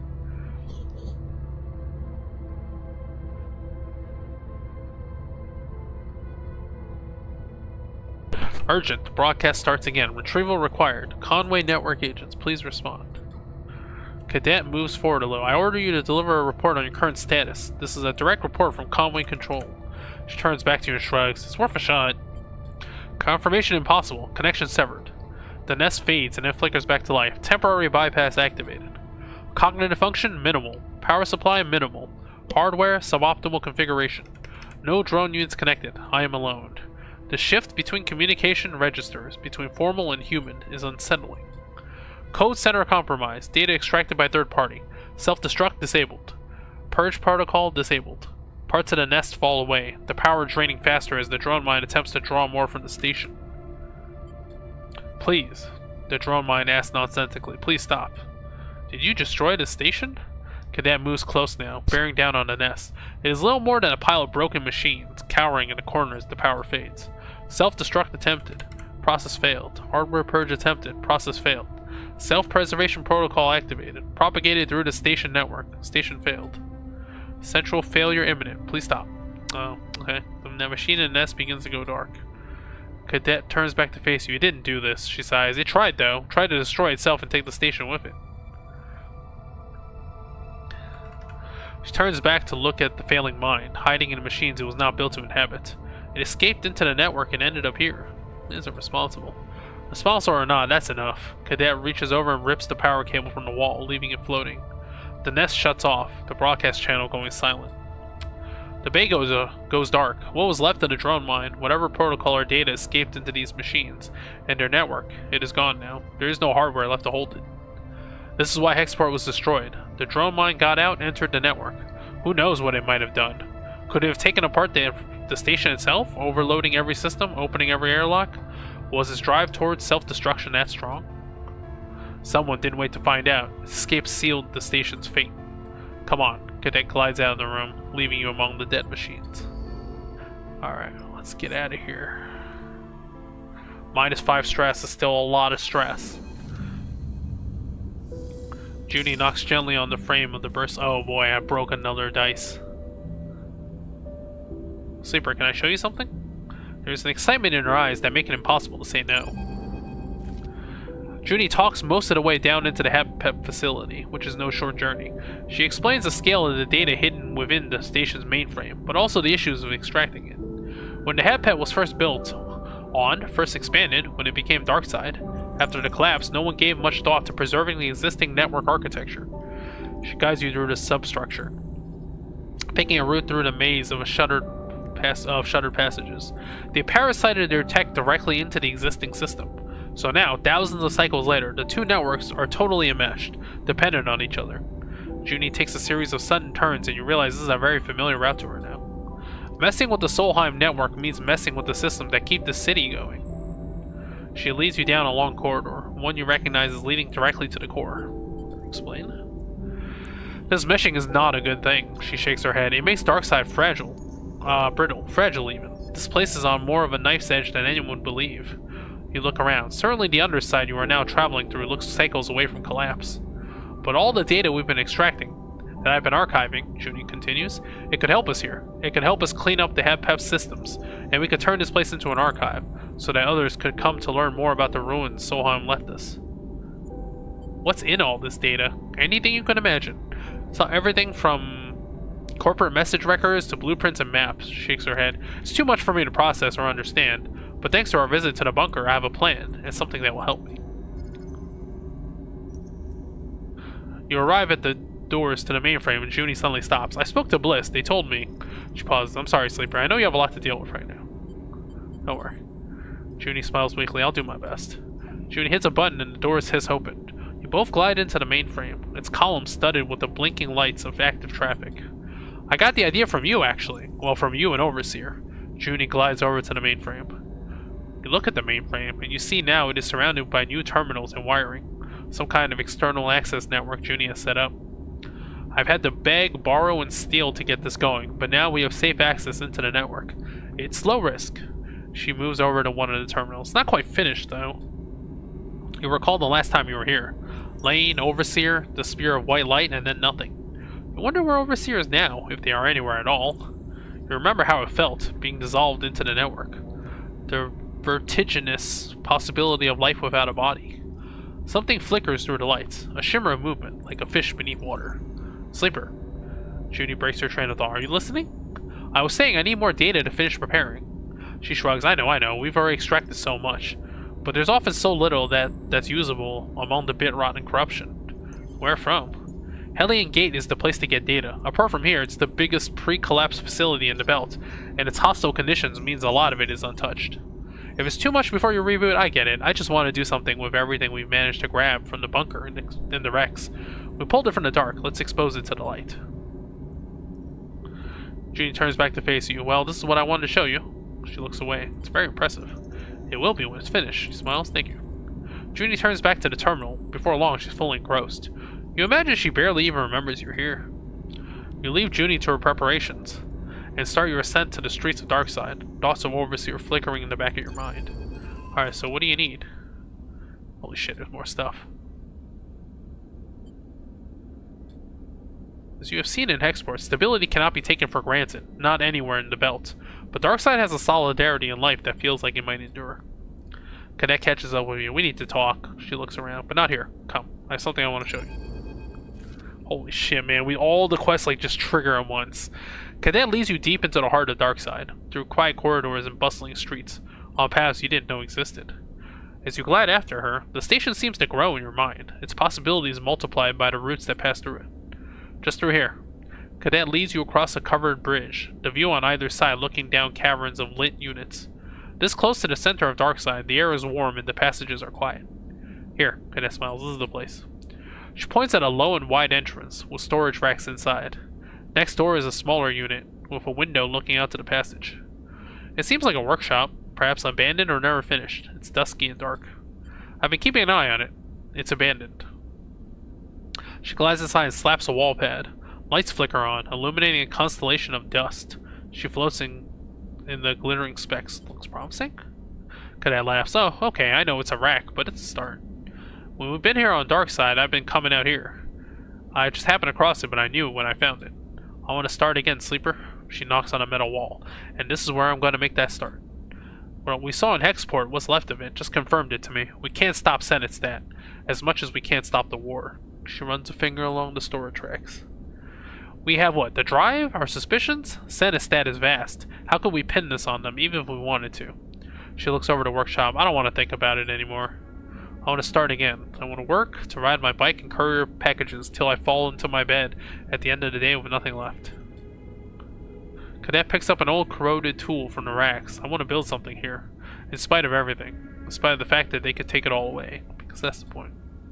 To go on living without conceding, to go on building or trying to build something where we can find it. That's why I brought you to understand, so you know why I'm letting all this go. I understand. You could do the same, you know, Cadet frowns. We don't have to beat ourselves senseless against the truth. My old life is gone. Clearing my name on the far spindle doesn't matter. The spindle jacks will have forgotten me. But this place? Cadet smiles. It doesn't know me at all. You know where the drive is, what it contains. You know what happened to Hexport. Cadet's eyes shine in the workshop lights. Take it from me. It's yours now. I can't carry this anymore. Oh, does she leave her party? I will. Thank you. My travels are over. If you need to find me, I'll be here. Cadet smiles. Thank you for all you've done. I hope you can understand why I need to do this. She turns and disappears deeper into the workshop. Across the bridge again, dark side glowing on all sides. You think of the drive, buried deep in some compartment within Scatteryard's hub, filled with data worth destroying a station over. It's yours now. But you wonder as you cross back through the city, your mind racing, how can all this end well? Okay, can we go into the...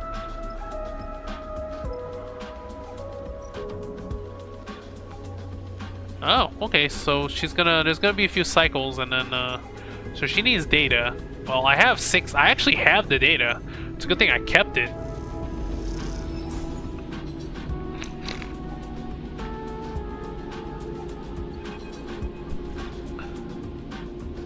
You have been waiting for what feels like a long time. Junie insists you can't help, so you find yourself floating in the baking heat of the HepPep mainframe while she taps away at her terminal. As you do, you can't help but shake the feeling of her presence nearby, one that you're coming to understand as some remnant of Overseer. You don't know if Overseer was ever really a person, but now, with their many cells combined and dispersed, their consciousness expanding to fill the vast space of the HepPep and his networks, they surely aren't even close to human anymore. You think of them as a ghost, but perhaps now they are better understood as something less mournful, as a system, a process, a thing becoming. The entire station is their body. Can't help but wonder how that feels. And we are ready. Junie hits a key on her terminal with percussive force. It'll take a while, but she'll be online in a few moments. She looks flushed with excitement. She? Weren't you listening last time? Junie squints at you. Don't tell me you drifted off. I was thinking about Overseer. Shakes her head. That you don't know. She suddenly looks concerned. A voice screeches out of the terminals. It descends in pitch, from a squeal to speaking. Then below the mainframe, a flickering projection appears. First as lines, and then as solid light. Welcome, visitors. Warden flickers and warps. I am the Warden. Please provide. The image jerks and freezes, then blinks out. Shit. Junie taps her terminal. Just need to reconfigure her for the HepPep environment. The Warden? Seriously? What? Junie doesn't look up from the terminal. I told you last time. We need a way to process and understand all this data. Warden is perfect. This better not blow up in our faces. It won't. Junie glances over her shoulder. I've taken precautions. She can't hurt us. The technician is right. Warden's clipped voice echoes through the cavernous mainframe bay. My protocol is operating under safe mode limitations.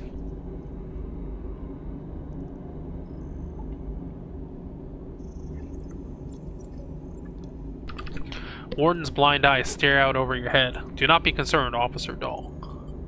Sorry, I'll fix that. Junie chuckles. What about the archive? Warden is our archive. She can sort the data, act as an interface, answer queries with anyone who visits. Junie smiles. Come on, you have to admit this is pretty cool. You look at the statuesque figure of Warden, once at the heart of Solheim's intelligence gathering operations across the belt. Could such a tool of corporate oversight ever be used for something good? Look, watch this. Junie turns to Warden. Warden, provide the last known location of every Solheim vessel above Riker class in the starboard belt.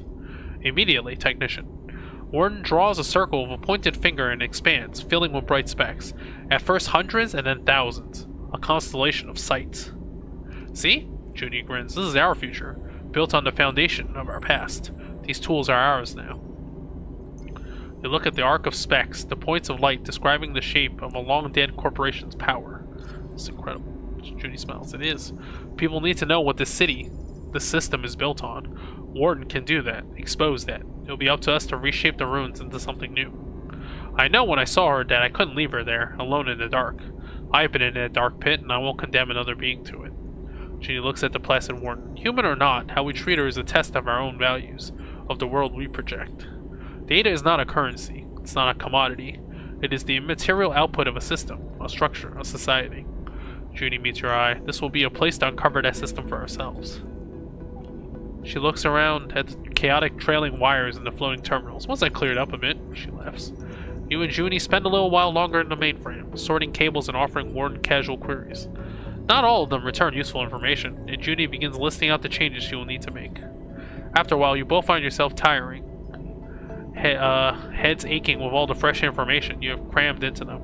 So you close up the core and ascend back through the layers of the facility to the dark side surface. As you do, you feel the history of each strata, the layers that make up this place, and the belt beyond. Now, more than ever, it feels tangible to you, as if it contains not only the past, but the promise of the future as well. Oh, get more drive. Holy shit. You know, I have to max this character out? Okay, I have to freaking make sure to de-stress first.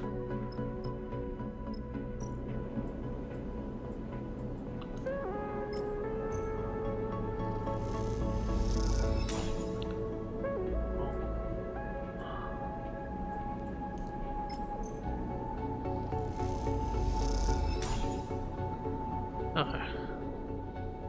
Got some rare glitches. It's alright. I guess we should clear out the safe houses. Still have some time.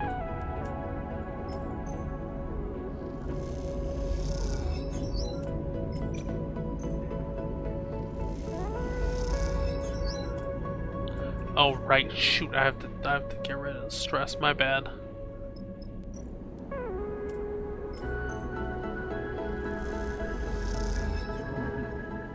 Damn. All right. Well. Hopefully the stress doesn't break more of my dice. Okay, no, it's fine. I really don't want to use a dice to... Okay.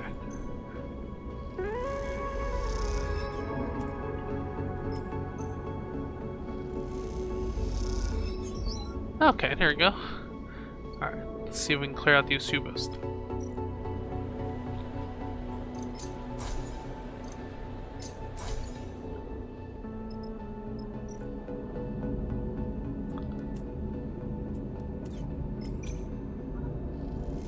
Two? Okay, that should do it.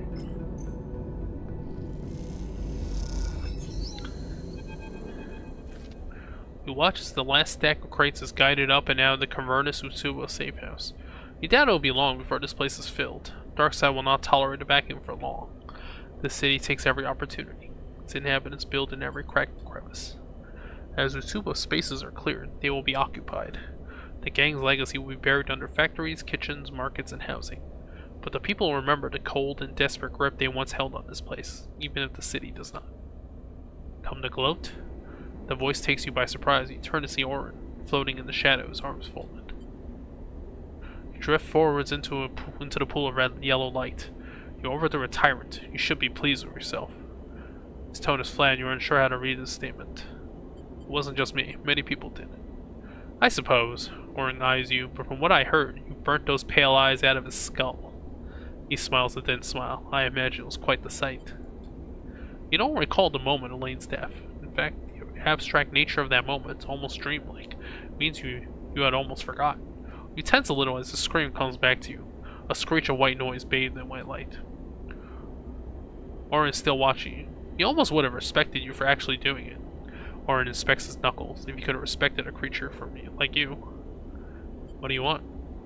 Orin grins, just to satisfy my curiosity. I came here to clear out the old disease, just like you. Orin gestures to the space. Usubo had to go, and I came here to be a part of that process. You can't burn everyone you don't like out of this place, I'm afraid. Orin folds his arms. This is our home, whether you like it or not. I didn't like Lane. It's hard to imagine anyone did. He saw Darkseid for the opportunity it was and woke Usubo from its slumber. Turned a gang into an administration, and a city into a machine. He was too erratic for my taste, perhaps, but he held this place, shaped it into something. I see that you have no intention of doing the same. So what will happen now? Orin meets your eyes. You have created a space that must be filled. Will you at least take responsibility for that? The people on the side. No, will they? Orin chuckles. I can see that you don't know the first thing about Darkseid and his people. The people decided on Usubo. You changed that. Now you want them to pick something else? They are opportunists, all of them. They will choose for their own benefit only. In the end, I should thank you. This city was done with Lane. Orin gives you a nod, and I will be honest enough to admit that you did what I didn't. But never forget you are an outsider here, and Darkseid hates outsiders. Before you can respond, Orin kicks off and glides up towards the upper levels of the safe house, leaving you alone in the empty space. No, you do not put weight to his words. They still sting. Perhaps you think there is something to them. Who are you to decide the future of a city, when your own future is falling apart each cycle? Is your decline a spiral that can trap others in its wake, or a necessary transition? A crisis before a new shape emerges. You hug your arms close to your side, suddenly cold in the stripped bare safe house, and descend once more. Okay. Revisit Oliveira. I'll deal with the drive. Okay, there's not too much left. How much time do we have? Maybe we could finish this today, actually.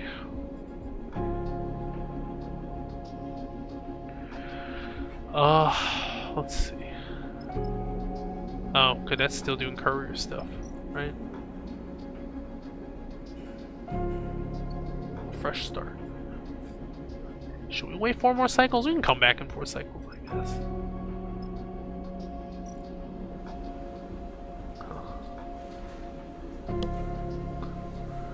Let's see.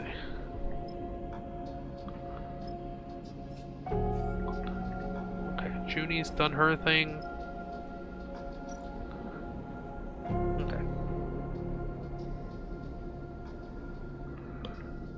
Yeah, let's finish the game. Still, I don't think any of these are gonna be full missions. Okay, we gotta go back to scatter yards, right? Scatter yards here, the hollow, Oliveira is over there. Okay, so we can go scatter yards.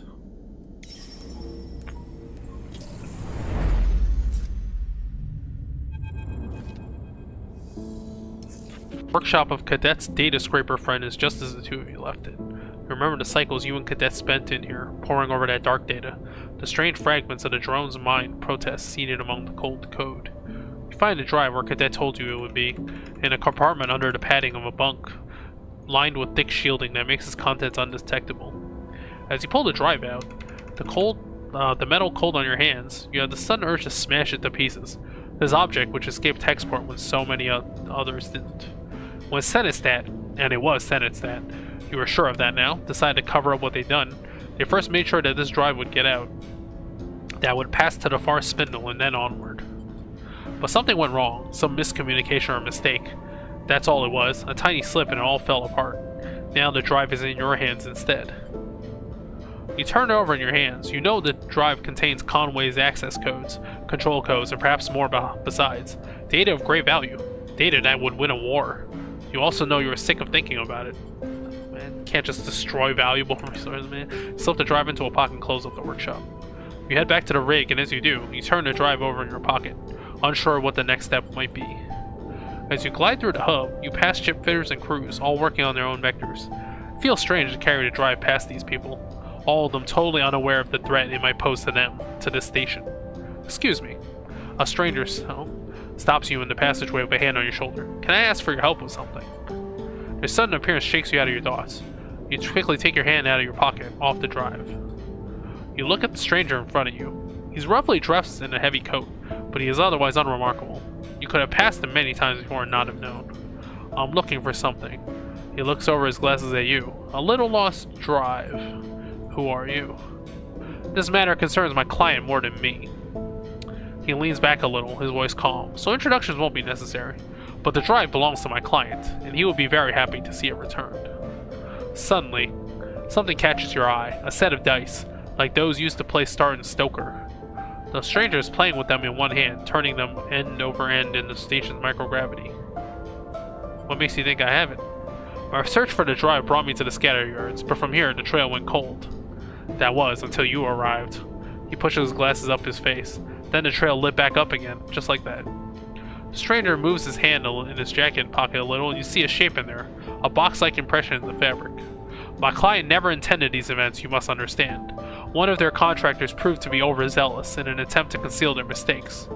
The result was the regrettable situation you saw in Hexport. Dude, you blew up an entire space station. And it's like, oh, well, it was a regrettable situation, you know? But for all that to be nothing, that would be a waste beyond the original act, piling insult to injury. The stranger sighs. There is much to be gained in a system desperate for peace, for the war to be ended, and wars tend to end when one side concedes. The drive will win the war? The stranger laughs. My client will greatly benefit from its retrieval. Any more is hard to judge without seeing the provenance of the data. Only a few possible futures remain for the belt. My client will facilitate one of the better ones. That's why I'm here. But if you need additional persuasion, I am authorized to offer you 300 cryo as a reflection of your efforts. The stranger smiles again, his tone never straying from his businesslike calm. Now, can you return my client's drive? The stranger's hand shifts in his jacket pocket. You have the feeling this is not a choice you can do. Yo, do we just smash it now?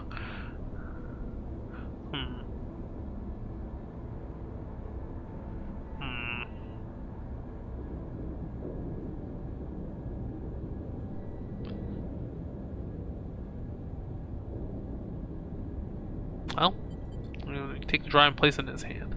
Quickly pockets it, with the same hand pulls out a block of chips bound together with tape. Thank you. The stranger bows his head for your cooperation, turns and glides away, disappearing down the passage. You slip the chips into a pocket, an unexpected boon. The belt is no place for principles or survival, you know that well. In the end, a contract is just a contract, and data just data. The stars spin on regardless, and they will not hold judgment over you in the end. You suppress a shiver and hurry back to the rig, doing your best to forget the past, hoping it will not repeat itself. At least in the end, someone got paid. Bliss has been in touch, Sleeper. Seraphim turns and looks over his shoulder as soon as you enter the cockpit. He's sitting in the pilot's seat, running diagnostics on the console. They say they are ready for the reboot. Did they say anything else? You know, Bliss. Seraphim rolls his eyes a little. They worry. How are you feeling? Not bad. I know the reboot needs to happen. Seraphim speaks slowly, carefully. And I know the risks. I can see all that. But I also know what happened last time. He pauses, and I don't want you to forget again, to lose all this. He gestures around the cockpit. Everything we've done. That won't happen. Can you really say that, though? Seraphim meets your eyes.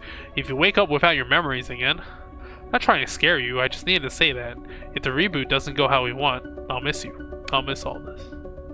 I will too. If you remember. Seraphim laughs shakily at his own joke. Seraphim turns back to his pilot console. Whenever you're ready, we can go back to Flicker Road to Bliss. Seraphim pokes at the console in front of him. If you have things you want to wrap up first, I understand. I would too. Here. Seraphim tosses an object across the cockpit and you catch it out of the air. Take that with you when you go to Bliss. It's good luck. You open your hand and see a familiar metal disc, a coin. Its engraving rubbed away to little more than vague shapes and signs. Tala gave it to me. Now it's yours. Can't run from this forever, alright? Glances over his shoulder and smiles. We've done enough running anyway. Turns back to the console and returns to the diagnostics. You leave the cockpit and run a hand along the ribbed metal wall of the passage outside. Is it really possible that you could forget all this? All these layers of memory, experience? Perhaps you can pull it off a bit longer. Take another tour around the belt, tie up loose ends. Or perhaps you've had enough of that. Why try to escape the inevitable?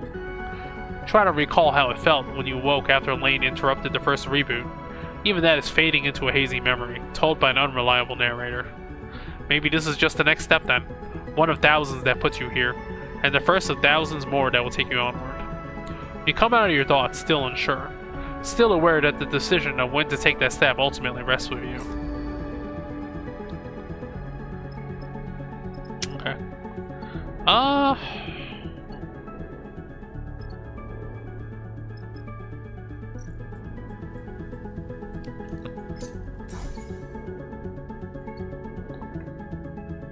Still need 1 point. I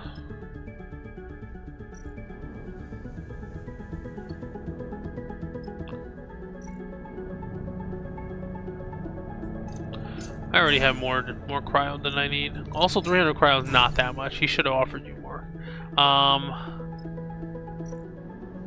Oh, you can build engine components. Alright, I guess we should do a few of that.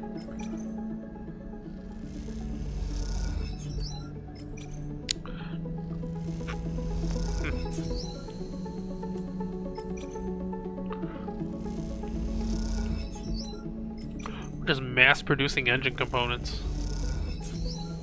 Alright. We go to Oliveira.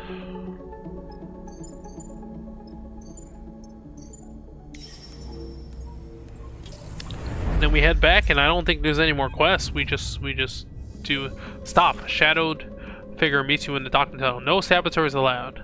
Hey kid, Seraphim glides forward and ruffles the figure's hair. Still playing sheriff? Nah, just bored. Xander grins. What are you two doing here? He drifts alongside you and Seraphim as you drift through the tunnel. None of your business. Seraphim pushes past. No offense, kid, but you aren't actually the sheriff around here. Pass through the familiar doors and back into Olivera. A surprisingly pleasant feeling. Oddly, like coming home. You came. Cadence is there in the docking concourse, waiting to greet you. I'm impressed. Seraphim's face immediately erupts into an uncontainable smile. Cadence turns to you. You two remember each other, right? Sleeper saved the colony. Cadence's deadpan answer seems to intend to cover for Seraphim's awkwardness. Yeah, I remember them. The four of you descend down through the docking tower together into Olivera itself. The colony looks much the same as when you left, though you pick up from Cadence that changes are coming.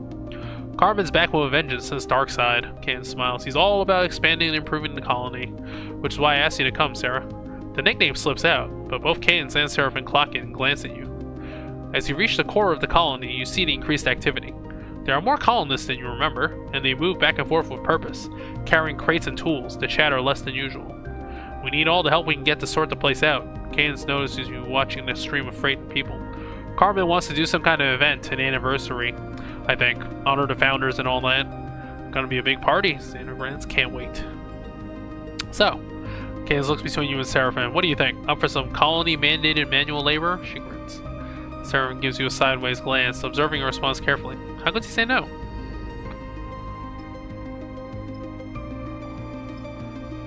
Where do you go for that? Silos? Oh, okay. Oh, okay. Sorting shift.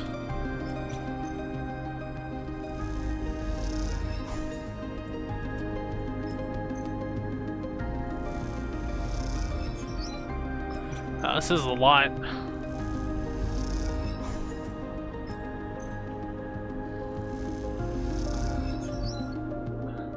You have to go to all of them? Oh, no, no. Okay. Oh, you can use whichever one you want. Okay.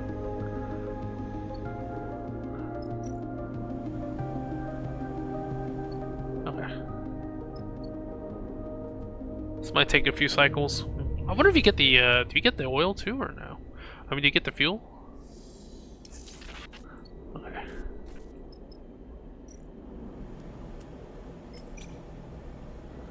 Oh. This might be the only one I only get +1 in.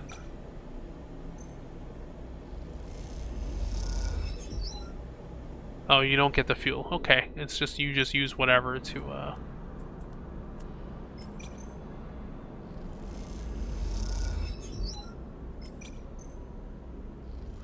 Oh, you get energy from this too.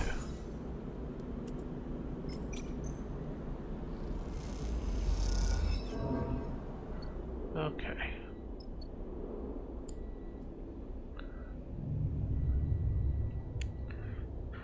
Yeah, I think we're gonna do a sprint to the end.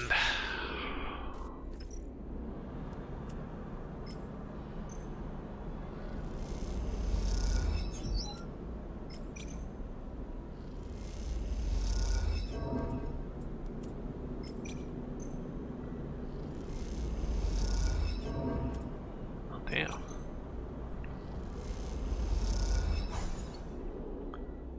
All right.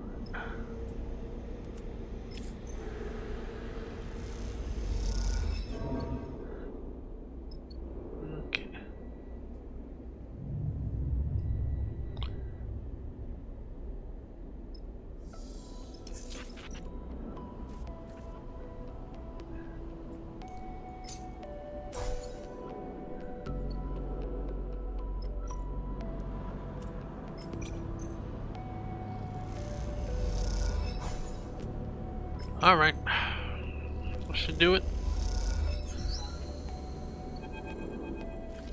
The past cycles in Olivera have been busy enough to take your mind off most things. All the heavy lifting and manual work has been a welcome distraction from the looming specter of the second reboot, and the good mood of the others have been infectious. Seraphim has almost been annoyingly upbeat, his relationship with Cadence the worst kept secret in the colony. But working alongside them, it's hard to ignore their deep feelings for each other. Xander has been happy because he has something new to rib Cadence about, and Seraphim, with his self-serious manner, is an easy target for pranks and teasing. Xander also hasn't been able to stop talking about the party, which he already seems to have decided will be one of the highlights of his youth. But now, finally, the cycle of the party has arrived. The canteen is done up with hanging light strips, waving gently in the asteroid's microgravity. The strips themselves salvaged from the emergency lighting of wrecked starships. With the work stopped and all the colonists yet to arrive, you find a reboot filling your mind once again, growing like a shadow. Something on your mind there? The voice takes you by surprise. Turn to see a colonist you haven't met before, an older man in some sort of supportive chair. His hair shot through gray and his face sallow. Didn't mean to startle you. My apologies. His pale eyes scan you. Just seemed like you might need some company. There's a strange look in his eyes that you can't quite place. He's looking at you like you have met many times before, but you have never seen him before in your life. Looks beautiful, doesn't it? He gestures to the canteen with its hanging lights, his chair propelling him forward with little puffs of air. The young people did such a good job. Warms my heart to see it like this. Never thought this rock could ever be a home. Look sideways at you. Have you lived here long? Oh, since the beginning. Before there was a here. He smiles back when there was just a wreck and a rock. But let's not chat about me. I want to know about you. Turns his chair a little. What's eating you? The way you were staring at those light strips, it was like they were about to leap down and strangle you. His chuckle becomes a cough. I'm afraid of the future. I can see that. I am myself most days, he sighs. After a certain point, you realize it isn't going to get better, so all you have to wait for is things getting worse. This body of mine is on a downward trajectory, that's for sure. But it's mine, and I've grown into it. And I guess in the end, I like it because it's mine. And it'll carry me all the way to the end, and then on and become something else entirely. I don't know why, but that thought always helps me. He coughs 3 times, hard, like gunshots. The colonist squints at you. Sorry, I'm not good with reassuring people. I just remembered that, he smiles, but I do like chatting. He looks back at the light strips. Really lovely, isn't it? Just beautiful. You look back at the light strips now, as the hum of people arriving filters into the canteen. There's something in the air. Anticipation, the sense of a rare moment passing through, something to hold on to and then let go. The light strips really are beautiful. When you turn back to the old colonist to agree with him, he's already gone. Hey, sleeper. Seraphim pushes through the now gathering crowd towards you. Got you a drink. He offers a pouch of some amber liquid. Hey. Cadence comes alongside you and hugs you with one arm. I wondered where you were hiding. She smiles warmly at you with her infectious smile. Think about mentioning the old colonist to her, asking her about him. But Seraphim hushes the 2 of you. Carmen is about to start. You follow Seraphim's eyes to the front of the canteen, where above the heads of the now quite large crowd of colonists, Carmen floats, surveying the room. We meet this cycle, Carmen begins, his voice loud but clipped, formal in a way you haven't heard before. To first remember those founders of this colony, those lost and still with us. I will never forget the distress call that brought me here, to the wreck of the Pilgrim Seed. I will never forget the scenes that greeted me, and I know some of you were there too. A rumble of acknowledgement moves through the crowd. But I also know that many of you weren't, that many of you came here to take refuge from other troubles, and I would like you to be able to remember too. You glance at Cadence, her eyes fixed with incredible intensity on Carmen. They look wet in the glow of the light strips. There were thousands of refugees on the Pilgrim Seed, and too many, far too many, were lost. Those from Ember's Step, Ember's Song, Ember's Harp, those from the 3 Sisters, from Merlin's Eye. Many are not here in Olivera any longer, taking their own paths across the belt and beyond, but we acknowledge them all, remember them all, lost and found, present and absent, because without them there would be no colony here. Before the wreck, Olivera was a handful of buried bays, a scrapper hideout, a place for old and tired mercenaries like me to hide themselves from the universe and forget what they had done. But when the Pilgrim Seed was wrecked, it brought the universe back to Olivera, and I could not hide any longer. Carmen stares out across the crowd with a hard glare. We built this canteen from the Pilgrim Seed. We built our homes, our farms, our refinery. We built our independence from their failed hope. A rustle of discomfort goes through the crowd. Carmen pauses to let this settle. We should not be ashamed or afraid of this. We will remember this gift. We will build on it. This cycle and every cycle after. We will thank them with our actions. The crowd mutters agreement. Carmen takes a deep breath and straightens up. A weight seems lifted from him, the weight of testimony. Now, here in this room with you, I will thank them with my laughter. A cheer goes up. I will thank them with my joy, with my celebration. Another roar of approval. We will all thank them as loudly and as chaotically as we can. The room erupts into cheers and applause. Join it. Then you feel a pair of hands on your arm. Kane's pulling you, grinning and crying. Feel another hand on your other arm. Seraphim dragging you into the crowd. Suddenly, you are in the thick of the crowd. So many bodies in one room, dancing and spinning and shouting. It's like nothing you've ever seen. You notice the rest of the crew in the melee, a flash of familiar faces here and there among the massive colonists. You see Xander being thrown up in the air by a group of different kids of different ages, laughing madly as he bounces off the ceiling. And for the rest of the cycle, you think about nothing else but the joy of those around you, and the joy it instills in you.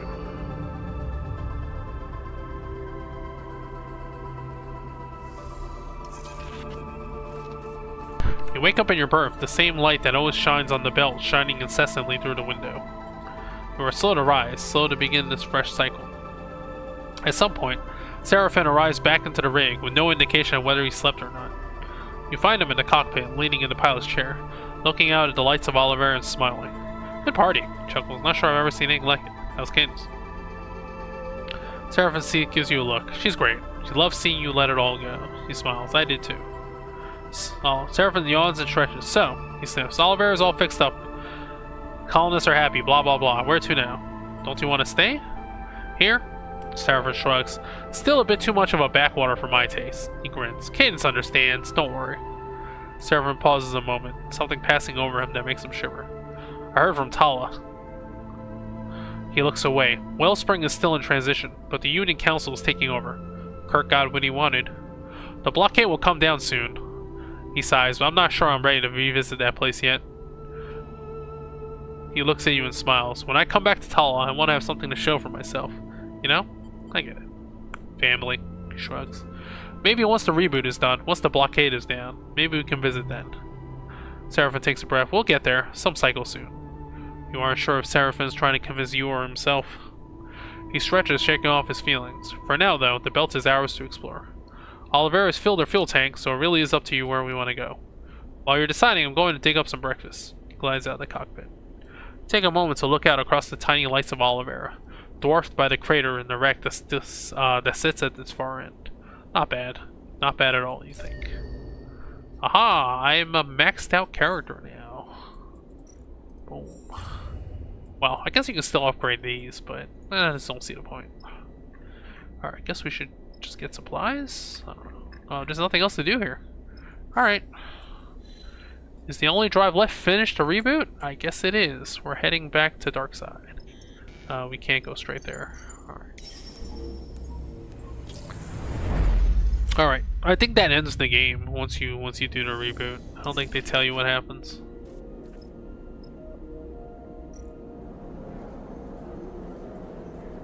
What is this? Oh, Seraphin's coin.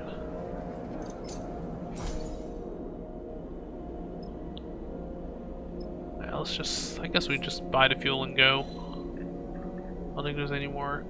Yeah, the blockade's still up.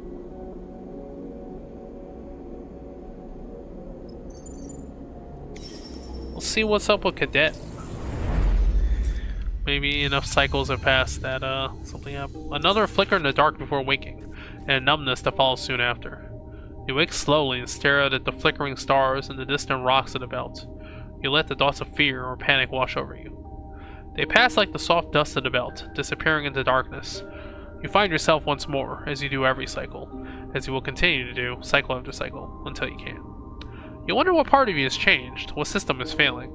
Your frame is silent, its complaints only felt in ambiguous sensations. The glitches seem random, unpredictable, but also inevitable. They will only increase in number until you reboot yourself. But you do not know what lies beyond that. At least the glitches are dependably familiar. The reboot is anything but. Second permanent glitch now. I guess we can go to Cadet, see what's up.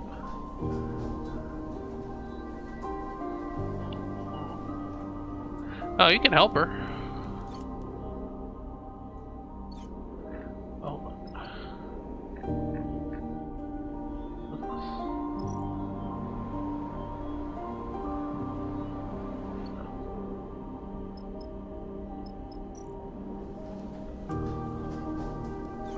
She pay? Oh, okay. I guess she's just running her business.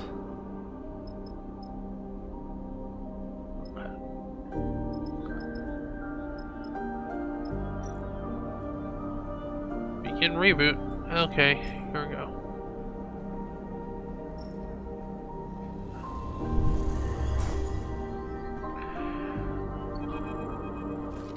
You turn Seraphine's coin over and over in your fingers as you stand in Flicker Row. Crowds pushing past on their way to whatever future awaits them. Your fingers glide over the worn metal as you imagine Seraphine's have, Tala's have, in moments of anticipation. Perhaps others, before the coin came to be Tala's, have repeated the same ritual, the same nervous routine. But their fingers were human, born, not made.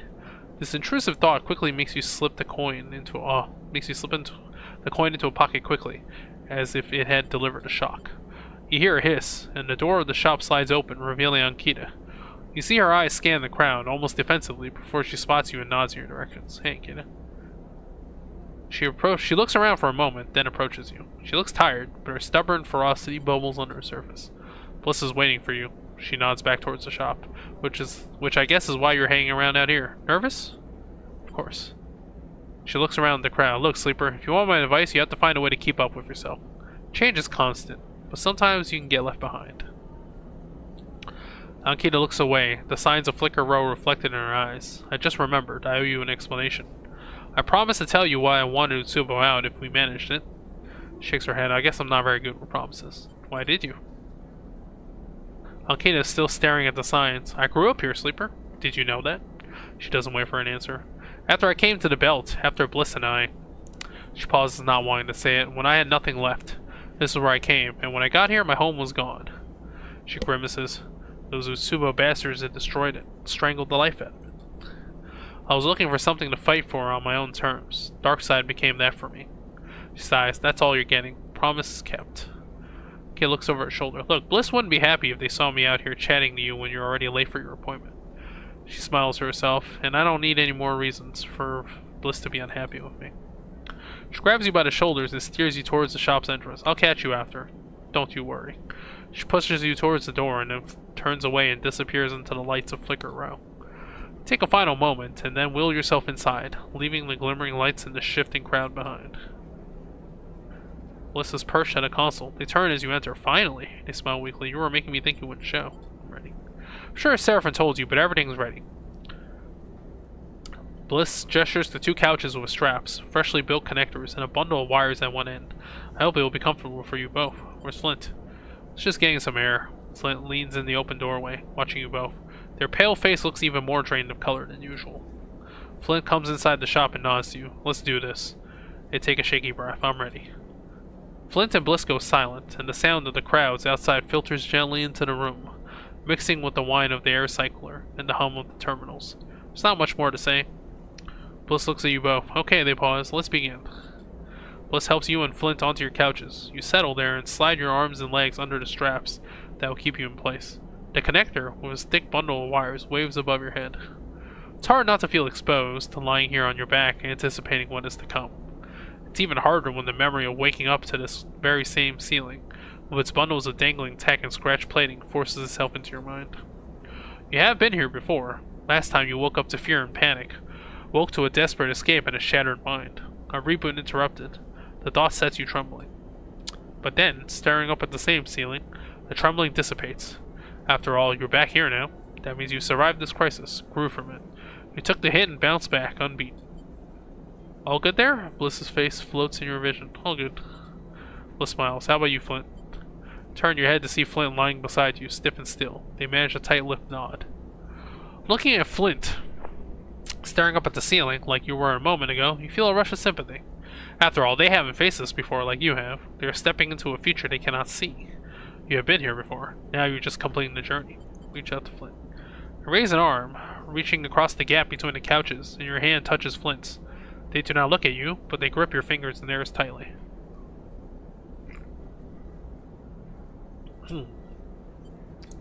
Flint's fingers feel different to human fingers. The thick vinyl skin, the repair patches, the pressure of the metal skeleton beneath. You know this is what your touch feels like too. And that recognition is like a connection being made. You close your eyes and feel something flowing between the two of you. A solidarity so embodied that it reverberates within you. I'm connecting you to the terminal. Bliss's voice already feels distant, lost in the noise. You feel the cold click of the connector, the sense of flowing data. I'll be here when you wake up. In the dark, you feel restless. You shuffle your fingers, adjust your position against the couch. It takes you a moment to notice the sound is gone. The rumble of the crowds, the hum of the machines. This detail unsettles you. and so you search for reassurance. You think of Bliss's words, "I'll be here when you wake up." You focus on them, on the possibility of waking up, of being somehow renewed. What would that renewal look like? Your eyes blinking into the lights of Flicker Row. Bliss, Seraphim, a renewed Flint beside you. What then? Darkside. The station, yes, was drawing thousands. Where else to be but the heart of the starboard belt as it transforms? You put yourself in the city station, just outside this door perhaps, among the bright signs, or higher, in one of the ramshackle towers that look down on the ceaseless flow of Darkside. The projects, the possibilities make themselves known to you. The neon paths that curl and split, branch across the dark surface. You choose one. Seraphim and crew, yes. The path that always bends back towards home, no matter how far it travels. The rig and a crew, some you know now and some yet to be met, pushing out into the belt with a hold full of supplies and a contract in your mind. An image, in the cockpit with Seraphim, looking out at the stars, an image multiplied many times, with many moods and textures, but at the heart of it, an unspoken link between you and your pilot, and the knowledge that Darkside will always be your home. You'll fly until the drive runs dry, and the whole plates shake off. Your whole plates flake off, and your bones become the scrap this place is built on. Then you feel it, the insistent pulling of a thread, the unraveling of your very self. The reboot comes on slow, an icy seeping into your mind. Little pieces of you flake off in the flow, fading with distance. You hear a voice, Bliss's voice, so far away now. You reach for it, stretch your every sense towards its familiar warmth. I'm starting to reboot. It is a whisper in the wind, pulled away from you the moment it's spoken. See you on the other side. All of a sudden, you wish you could make it stop. The incessant entropy of time, the tumbling of rocks through space, getting further apart every cycle, disappearing into the vacuum ahead. The decay of cells, the degradation of code, the corrosion and rot and rust. You wish in this moment to freeze it all, so you might hang on to it, preserve the warmth, the light, the softness at the heart of things. The stalk grips you, tears into you like fear. Feel the ice creeping in and know that everything will be lost. If not now, then mere moments away. But then you feel it, impossibly. Seraphim's coin, worn smooth by worry, turning in your hand. Time has been pressed into that coin by hands, by fingers. It is a near infinite record of transient touches, each one shaping it in some small way. It is worn and worthless, it is bent and broken, and it is beautiful in all those things. And so you press your thumb against it, your crooked, callous thumb, again and again, because you are a broken thing, and you have nothing left but that brokenness, and the beauty that shines through it. And then, somewhere nearby, a button is pressed, and all at once, one thing ends and something new begins.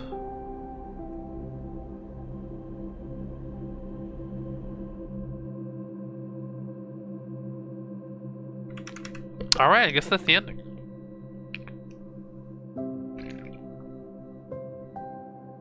Will they make a third one? The systems were a lot more involved in this one. Like, the first one didn't have as many gameplay systems, and it was very easy to just power your character until you just, like, got a thing and just did that thing over and over again. This one, they pushed back more, right? They had the person chasing you and stuff like that. I really enjoyed it, you know? Published by Fellow Traveler. Alright. I don't know if they're going to do an expansion, but... Alright, that's it. The Super Robot Wars DLC's I don't know if it's out yet. I do want to play the Inazuma 11, the soccer anime game. Also, Where Winds Meet, the Chinese kind of MMO wuxia stuff, just came out today or yesterday. I don't remember. But I got a week off near the end of the month. I'll probably play. I'll try to get through as much of that